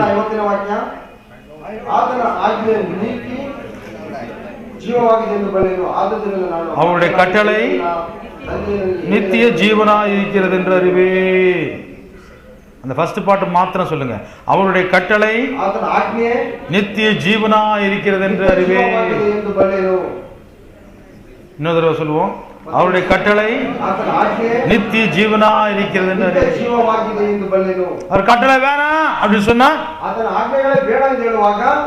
கதை மட்டும் நான் கேட்டுட்டு போறேன். ನಾನು ಒಂದು ಕಥೆಯನ್ನು ಮಾತ್ರ ಕೇಳುತ್ತೇನೆ, கட்டளை வேண்டாம், ನನಗೆ ಆಜ್ಞೆಗಳು ಬೇಡ, நான் ஒபே பண்ண மாட்டேன், ನಾನು ವಿಧೇಯನಾಗುವುದಿಲ್ಲ. நீ என்னன்னாலும் சொல்லிக்கோ, ನೀವು ಏನಾದರೂ ಹೇಳಿ, பிரசங்கம் பண்ணிக்கோ, ನೀವು ಉಪದೇಶವನ್ನು ಮಾಡಿ, ரூல்ஸ் போட்டுக்கோ, ನೀವು ಏನೇ ರೂಲ್ಸ್ ಹಾಕಿರಿ, அதை நான் கேட்க மாட்டேன். ನಾನು ಕೇಳುವುದಿಲ್ಲ. இந்த கட்டளைகள் தான் ಆಜ್ಞೆಗಳೇ என்னது? ಆತನ ಜೀವ eternal life. Eternal life, eternal life வேண்டான்னு சொல்றவங்க ಆ ನಿತ್ಯ ಜೀವ ಬೇಡ ಎಂದು ಹೇಳುವವರು கட்டளைக்கு கீழ்ப்படிவாங்களா? ಆಜ್ಞೆಗಳಿಗೆ ವಿಧೇಯರಾಗುತ್ತಾರೆಯೇ? யார் எதிர்ப்பு கொடுக்கறது? ಯಾರು ವಿರೋಧ ಕೊಡುವುದು? ரூல்ஸ் எதிர்க்கிறவங்க யாரு? ಕಾನೂನನ್ನು ವಿರೋಧಿಸುವವರು ಯಾರು? டெரரிஸ்ட். ಅವರು ಭಯೋತ್ಪಾದಕರು. டெரரிஸ்ட். அவங்க என்ன பண்ணுவாங்க? ಅವರು ಏನು ಮಾಡುತ್ತಾರೆ? we will rebel. ನಾವು ವಿಧೇಯರಾಗುವುದಿಲ್ಲ, நாங்க கலாட்டா பண்ணுவோம், ನಾವು ಗಲಾಟೆ ಮಾಡುತ್ತೇವೆ, தர்ணா போடுவோம், ನಾವು ಧರಣಿ ಮಾಡುತ್ತೇವೆ, கோஆபரேட் பண்ண மாட்டோம், ನಾವು ನಿಮಗೆ ಸಹಕರಿಸುವುದಿಲ್ಲ, பில்டிங்களை உடைப்போம், ನಾವು ಕಟ್ಟಡಗಳನ್ನು ಒಡೆಯುತ್ತೇವೆ, ரோட்டை மறிப்போம், ನಾವು ರೋಡ್ಗಳನ್ನು ಅಡ್ಡಾಕಿ ನಾವು ಧರಣಿ ಮಾಡುತ್ತೇವೆ, வேலைக்கு போறவங்கள கல்லெடுத்து அடிப்போம், ನಾವು ಕೆಲಸಗಳಿಗೆ ಹೋಗುವವರನ್ನು ನಾವು ಅಡ್ಡ ಮಾಡುತ್ತೇವೆ, ஸ்கூலை இழுத்து மூடுவோம். ನಾವು ಶಾಲೆಗಳನ್ನು ಮುಚ್ಚಿಸುತ್ತೇವೆ. அவங்க என்ன? அவங்களுடைய நோக்கம் என்ன? ಅವರ ಉದ್ದೇಶಗಳೇನು? அவங்க கவர்மெண்ட் அரசாங்கத்தை கட்டளைகளை எதிர்க்கிறாங்கன்னு அர்த்தம். ಅವರು ಗೌರ್ಮೆಂಟ್ ಆಜ್ಞೆಗಳನ್ನು ವಿರೋಧಿಸುತ್ತಾರೆ. ஆனா இந்த ஊர்ல அது நடக்கலாம் ஒருவேளை. ಆದರೆ ಈ ಊರಲ್ಲಿ ಅದು ನಡೆಯಬಹುದು. ஆனா ஆண்டோடைய ராஜ்யத்துல ದೇವರ ಒಂದು ರಾಜ್ಯದಲ್ಲಿ அவருடைய கட்டளைக்கு நம்ம கீழ்ப்படிஞ்சாதான் நமக்கு நல்லது. ಆತನ ಆಜ್ಞೆಗಳಿಗೆ ನಾವು ವಿಧೇಯರಾದರೆ ನಮಗೆ ಒಳ್ಳೆಯದು. பாருங்க, 3 விதமான கீழ்ப்படிதல் உண்டு. 3 ವಿಧವಾದಂತಹ ವಿಧೇಯತೆಗಳು ಉಂಟು. சீக்கிரமா சொல்லி நான் முடிக்கிறேன். ನಾನು ಶೀಘ್ರವಾಗಿ ಹೇಳುತ್ತೇನೆ. ஒன்று, ಒಂದು, ஐயோ கட்டளைக்கு என்ன கீழ்ப்படிஞ்சு ஆகணும், இல்லைன்னா பனிஷ்மெண்ட், ಅಯ್ಯೋ ನನ್ನ ಆಜ್ಞೆಗಳಿಗೆ ವಿಧೇಯನಾಗಲೇಬೇಕು, ಇಲ್ಲವೆಂದರೆ ನನಗೆ ಶಿಕ್ಷೆಯು, நரகம், ನರಕವು, நியாய தீர்ப்பு. ನ್ಯಾಯ ತೀರ್ಪು. பயந்து எப்படியாவது சரி செஞ்சு தொலைக்கலாம், ನಾವು ಹೇಗಾದ್ರೂ ಭಯಪಟ್ಟು ಅದನ್ನು ಮಾಡಿ ಮುಗಿಸೋಣ. என்ன பண்ணி தொலைக்கலாம்? ಏನು ಮಾಡುವುದು? இந்த கடவுளே நமக்கு எகென்ஸ்டா இருக்கிறாரே. ದೇವರಿಗೆ ವಿರುದ್ಧವಾಗಿದ್ದಾರಲ್ಲ. இந்த வசனம் எல்லாம் எதை பார்த்தாலுமே நமக்கு குத்துதே. ವಾಕ್ಯ ಏನೇ ನೋಡಿದ್ರೆ ನನಗೆ ಚುಚ್ಚುತ್ತದೆ. இந்த வசனமே நமக்கு எகென்ஸ்டா இருக்குதே ವಾಕ್ಯವರಿಗೆ ವಿರುದ್ಧವಾಗಿದೆ என்று சொல்லி பயந்து கீழ்ப்படிலாம். ಎಂದು ನಾವು ಭಯಪಟ್ಟು ನಾವು ವಿಧೇಯರಾಗಬಹುದು. அப்படிதான் பிசாசுகள் கீழ்ப்படிது ஆண்டவருக்கு. ಆ ವಿಧವಾಗಿ ಸೈತಾನನು ವಿಧೇಯನಾದನು ದೇವರಿಗೆ. ஒரு மனுஷனை பிடிச்சிட்டு இருக்கிற பிசாச ಒಬ್ಬ ಮನುಷ್ಯನ ಹಿಡಿದಂತ ಒಬ್ಬ ಸೈತಾನನು ஆண்டவர் இயேசு வந்து சொல்ல, அப்பாலே போ சாத்தானே சொன்ன உடனே அது ஓடுது. ಯೇಸು ಬಂದು ನಿನ್ನ ತೊಲಗಿ ಹೋಗಿ ಅಂತ ಹೇಳುವಾಗ ಅದು ಹೋಗುತ್ತದೆ. எதனால அது கீழ்ப்படிஞ்சது? ಯಾವುದರ ಮುಖಾಂತರದ ವಿಧೇಯಕ್ಕೆ ಬಂದಿತು? ಏನರ ಮುಖಾಂತರವಾಗಿ? அதுக்கு நீங்களே பதில் சொல்ல போறீங்க இன்னும் கொஞ்ச நேரத்துல. சரி, ரெண்டாவது, ಎರಡನೆಯದು, இன்னும் சில பேர் எதுக்காக ஒபே பண்றாங்க? ಮತ್ತು ಕೆಲವರು ಏಕೆ ದೇವರು ವಿಧೇಯರಾಗುತ್ತಾರೆ? ஒரு கல்யாண விருந்து, ಒಂದು ಮದುವೆಯ ಒಂದು ಸಮಾರಂಭ, திராட்சை ரசம் குறைஞ்சு போச்சு. ದ್ರಾಕ್ಷರಸವಿಲ್ಲ. அப்போ அவருடைய தாய் வந்து இயேசு கிட்ட சொல்றாங்க. ಆಗ ಅವರ ತಾಯಿ ಬಂದು ಯೇಸುವಲ್ಲಿ ಹೇಳುತ್ತಾಳೆ. இயேசு என்ன சொல்றாரு? ಯೇಸು ಏನು ಹೇಳುತ್ತಾನೆ? ஏமா உனக்கு எனக்கும் என்ன பிரச்சனை? ನಿನಗೂ ನನಗೆ ಏನು ಸಮಸ್ಯೆ? யாருக்கு வேணுமோ அவங்க என்ன கேட்கட்டும். ಯಾರು ಬಂದು ಯಾರಿಗೆ ಬೇಕು ಅವರು ಕೇಳಲಿ. அப்போ அந்த அம்மா சொல்றாங்க, ಆಗ ಅವರು ಹೇಳುತ್ತಾರೆ, வேலைக்காரங்களை பார்த்து, ಕೆಲಸದವರನ್ನು ನೋಡಿ, இவர் என்ன சொல்லுகிறாரோ அப்படியே நீங்கள் செய்யுங்கள். ಇವರು ಏನು ಹೇಳುತ್ತಾರೋ ಹಾಗೆ ನೀವು ಮಾಡಿರಿ.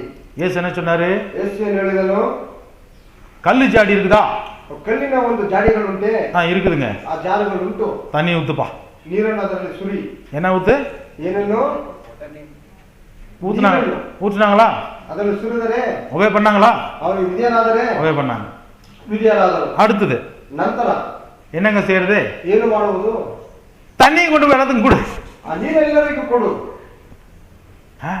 ஒபே பண்ணாங்களா? ಅವರು ವಿಧೇಯರಾದರೆ ஆர்கியூமெண்ட் பண்ணாங்களா? ಅವರು ಅದಕ್ಕೆ ವಾಗ್ವಾದ ಮಾಡಿದ್ದಾರೆ. என்னங்க திராட்சரசம் இல்லைன்னு சொன்னாங்க அந்த அம்மா, ಅವರು ದ್ರಾಕ್ಷಾರಸವಿಲ್ಲವೆಂದು ಹೇಳಿದರು. நீங்க தண்ணி ஊத்த சொல்றீங்க, ನೀವು ನೀರನ್ನು ಸುರಿಯಲು ಕೇಳುತ್ತೀರಿ. ஒபே பண்ணோம். ನಾವು ವಿಧೇಯರಾಗಬೇಕು. இப்ப அந்த தண்ணி கொண்டு போய் கொடுன்னு சொல்றீங்களே, ಆ ನೀರನ್ನೇ ತೆಗೆದುಕೊಂಡು ಹೋಗಿ ಕೊಡಲಿಕ್ಕೆ ಕೇಳುತ್ತೀರಲ್ಲ. ஒபே பண்ணாங்களா? ಅವರು ವಿಧೇಯರಾದರೆ பண்ணாங்களா? எதுக்காக பண்ணாங்க தெரியுங்களா? ಎದಕ್ಕಾಗಿ ಮಾಡಿದ್ರು ಗೊತ್ತುಂಟೆ? என்னமோ நடக்குது, ಏನೋ ನಡೆಯುತ್ತಿದೆ. அவர் சொல்றாரு, ಅವ್ರು ಹೇಳುತ್ತಾರೆ, செய்வோம். ಮಾಡೋಣ. ஊத்தும் போது ಸುರಿಯುವಾಗ திராட்சரசம் வந்துச்சுன்னா பிரைஸ் லார்ட், ಆ ದ್ರಾಕ್ಷಾರಸ ಬಂದರೆ ಪ್ರೈಸ್ ದಿ ಲಾರ್ಡ್. திராட்சரசம் வரல வெறும் தண்ணியா வந்துச்சுன்னா, ದ್ರಾಕ್ಷಾರಸ ಬರಲೇ ಬರೀ ನೀರೇ ಬಂದರೆ அதுக்கும் பிரைஸ் லார்ட். ಅದಕ್ಕೂ ಸ್ತೋತ್ರವು. அவர் சொல்றாரு, நான் செய்வேன், சர்வெண்ட். ಅವ್ರು ಹೇಳಿದ್ರು ನಾನು ಮಾಡುತ್ತೇನೆ, ತನ್ನ ದಾಸನು. ஆசீர்வாதம் வந்தாலும் வரும். ಆಶೀರ್ವಾದ ಬಂದರೂ ಬರಬಹುದು. இவங்க வந்து ஒரு என்ன எதனால கீழ்ப்படிஞ்சாங்க? ಇವರು ಏತಕ್ಕೆ ಅವರು ವಿಧೇಯರಾದರು? சர்வெண்டா இருக்கிறதுனால கீழ்ப்படிஞ்சாங்க. ಅವರು ದಾಸರಾಗಿರುವುದರಿಂದ ಅವರು ವಿಧೇಯರಾದರು. ஓகே, முதல்ல பிசாசுங்க கீழ்ப்படிஞ்சதுன்னு சொன்னேன். ಮೊದಲು ಸೈತಾನಿಗೆ ವಿಧೇಯರಾದ್ರು ಅಂತ ಹೇಳಿದೆ. அப்பாலே போ என்ன போயிடுச்சு. ತೊಲಗಿ ಹೋಗಿ ಅಂತ ಹೇಳುವಾಗ ಹೋಯಿತು. பன்னிகளுக்குள்ள போனா போயிருச்சு. ಆ ಹಂದಿಗಳಲ್ಲಿ ಹೋಗಿ ಅಂತ ಹೇಳಿದಾಗ ಹೋಯಿತು. இந்த இடத்தை விட்டு போனா அது போயிருது. ಈ ಒಂದು ಸ್ಥಳವನ್ನು ಬಿಟ್ಟು ಹೋಗಿ ಅಂದಾಗ ಹೋಯಿತು. ஆனா அது பயத்தினால போகுது. ಆದರೆ ಅದು ಭಯದಿಂದ ಹೋಯಿತು. பனிஷ்மெண்ட் வந்துருமேன்னு பயந்துட்டு போகுது. ಶಿಕ್ಷೆ ಬರುವುದರಿಂದ ಭಯಪಟ್ಟಿತು. இந்த வேலைக்காரங்க எப்படி கீழ்ப்படிஞ்சாங்க? ಕೆಲಸ ಮಾಡೋರು ಹೇಗೆ ವಿಧಿಯರಾದರು? வேலைக்காரன் ಅವರು ಒಬ್ಬ ಕೆಲಸಗಾರರು. என்ன நடக்குதோ நடக்கட்டும், ಏನೇ ನಡೆದರೂ ನಡೆಯಲಿ. நான் என்ன சொல்றேன், ಅವ್ರು ಏನು ಹೇಳುತ್ತಾರೆ செஞ்சு தொலைப்போம், ನಾನು ಮಾಡಿದ್ರು ಮುಗಿಸೋಣ. அப்படி அவங்க கீழ்ப்படிஞ்சாங்க. ಆ ವಿಧವಾಗಿ ಅವರು ವಿಧಿಯರಾದರು. இன்னொரு விதமான கீழ்ப்படிதல் உண்டு. ಮತ್ತೊಂದು ವಿಧವಾದಂತಹ ವಿಧೇಯತೆ.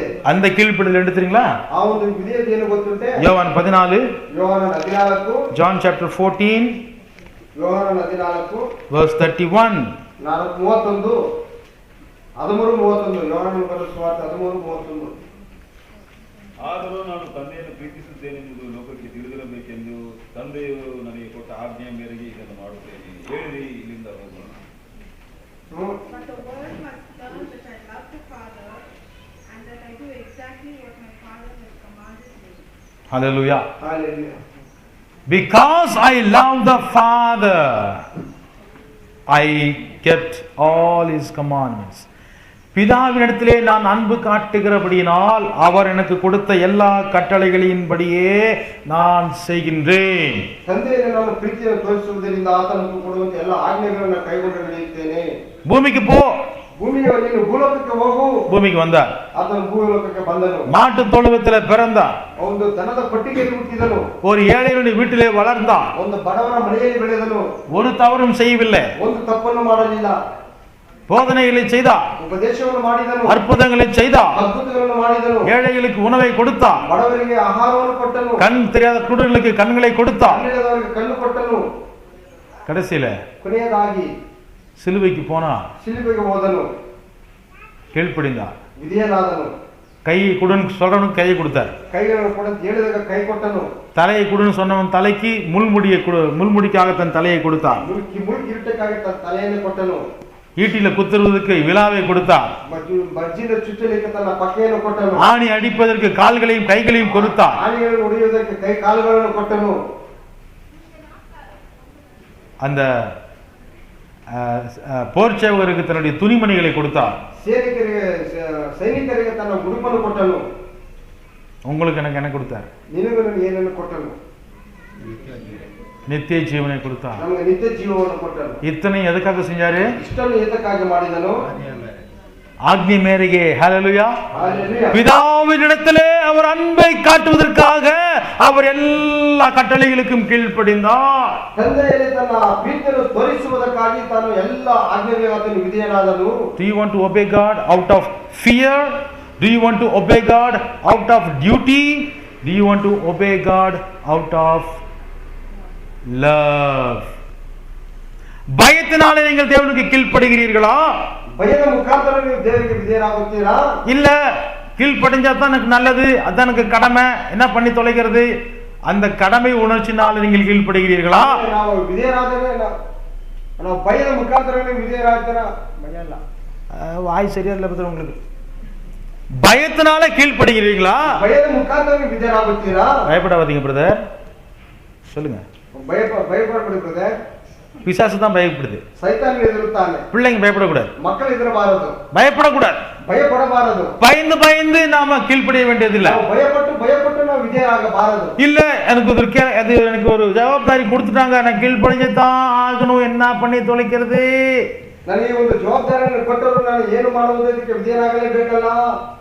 என்ன பண்றதுங்க, இந்த மாதிரி ஒரு சபைக்குள்ள வந்து மாட்டிக்கிட்டேன், ಏನು ಮಾಡೋದು, ಇದು ಒಂದು ಸಭೆಯಲ್ಲಿ ಸಿಕ್ಕಿಕೊಂಡೆ, இல்லன்னா பிரச்சனையாவது, ಇಲ್ಲ ಒಂದು ಸಮಸ್ಯೆಯಾಗುವುದು. அப்படி நீங்க கீழ்ப்படிய வேண்டாம். ಆ ವಿಧವಾಗಿ ನಾವು ವಿಧೇಯರಾಗುವುದು ಬೇಡ. பிதாவினிடத்திலே நீங்கள் அன்பு காட்டுவதற்காக, ತಂದೆಯಲ್ಲಿ ನೀನು ಪ್ರೀತಿಯನ್ನು ತೋರಿಸುವುದಕ್ಕಾಗಿ கீழ்ப்படிங்க. ನೀನು ವಿಧೇಯರಾಗು. எது ஈஸி, ಯಾವುದು ಈಸಿಯೋ, எது சுலபா? ಯಾವುದು ಸುಲಭವೋ? பயத்தினால கீழ்ப்படிவதா, ನಾವು ಭಯದಿಂದ ವಿಧೇಯರಾಗುವುದೇ, இல்ல கட்டளைகளுக்கு கீழ்ப்படினுமேங்கிற கடமைக்காக கீழ்ப்படிவதா, ಆಜ್ಞೆಗಳಿಗೆ ವಿಧೇಯರಾಗುವ ಒಂದು ಆ ಒಂದು ಜವಾಬ್ದಾರಿಗಳ ವಿಧೇಯರಾಗುವುದೇ, இல்ல அன்பு, நான் தேவனிடத்தில் அன்பு காட்டுகிறேன், ಇಲ್ಲ ತಂದೆಯಲ್ಲಿ ನಾನು ಪ್ರೀತಿಯನ್ನು ತೋರಿಸುತ್ತೇನೆ. ஹல்லேலூயா. ஹல்லேலூயா. என் பிள்ளைங்க என் பேச்ச கேட்கறதுக்கு சந்தோஷமா செய்வாங்களா? ನನ್ನ ಮಕ್ಕಳು ನನ್ನ ಮಾತನ್ನು ಕೇಳೋದಕ್ಕೆ ಸಂತೋಷವಾಗಿ ಮಾಡುತ್ತಾರೆಯೇ? என் பிள்ளைங்க என்கிட்ட அன்பு காட்டினா நான் சொல்றதை செய்வாங்களா? ನನ್ನ ಮಕ್ಕಳು ನನಗೆ ಪ್ರೀತಿ ತೋರಿಸಿದರೆ ನಾನು ಹೇಳಿದಂತೆ ಮಾಡುತ್ತಾರೆಯೇ? என் பிள்ளைங்களே சொல்லுங்க. ಮಾಡುತ್ತಾರೆ. என் பிள்ளைங்களை கேட்குறேன், அப்பா சொல்கிறத பிள்ளைங்க கேட்பீங்களா? கேட்பீங்களா? ஏன்? வேற விதி இல்லையே, என்ன பண்ணி தொலைக்கிறது? இதே வீட்டில் தானே நான் வாழ்ந்தாகணும், ಇದೇ ಮನೆಯಲ್ಲಿ ನಾನು ಬಾಳಬೇಕು, இல்லை சண்டை போட்டு வேற பக்கம் போய் ஆகணும், ಇಲ್ಲ ಜಗಳ ಆದ್ರೆ ಬೇರೆ ಕಡೆ ಹೋಗಬೇಕು. அப்படியா? ಆ ವಿಧವಾಗಿಯೇ இல்லை இல்லை டாடி, ಇಲ್ಲ ತಂದೆ, நீங்க கருப்பா இருந்தாலும் ನೀವು நீங்க சொல்றதெல்லாம் நான் ரொம்ப நேசிக்கிறேன், உங்களை நாங்க ரொம்ப நேசிக்கிறோம், ನಿಮ್ಮನ್ನು ಬಹಳ ಪ್ರೀತಿಸುತ್ತೇನೆ, அதனால நீங்க கீழ்ப்படுறீங்களா? ಆದ್ದರಿಂದ ನಾನು ವಿಧೇಯರಾಗುತ್ತೇನೆ. ஆண்டவர் என்னையோட அழகா இருக்கிறார், ದೇವರು ನನಗಿಂತಲೂ ಸುಂದರನು, அவருடைய வசனம் மகா விஸ்தாரம், ಆತನ ವಾಕ್ಯವು ಅಪಾರವಾದದ್ದು, அவருடைய வசனம் நித்திய கட்டளை, நித்திய ஜீவன், ಆತನ ವಾಕ್ಯವು ನಿತ್ಯ ಜೀವವು, அவருடைய கட்டளை நமக்கு விளக்கு, நமக்கு வெளிச்சம், ಆತನ ಆಜ್ಞೆ ಆತನ ಕಟ್ಟಳೆ ವಾಕ್ಯವು ನಮಗೆ ದೀಪವು, ಆತನ ಬೆಳಕಾಗಿದೆ. கண்களை முடிச்சோம். ನಾವು ಕಣ್ಣುಗಳ ಮುಚ್ಚಿ ಪ್ರಾರ್ಥನೆ ಮಾಡೋಣ.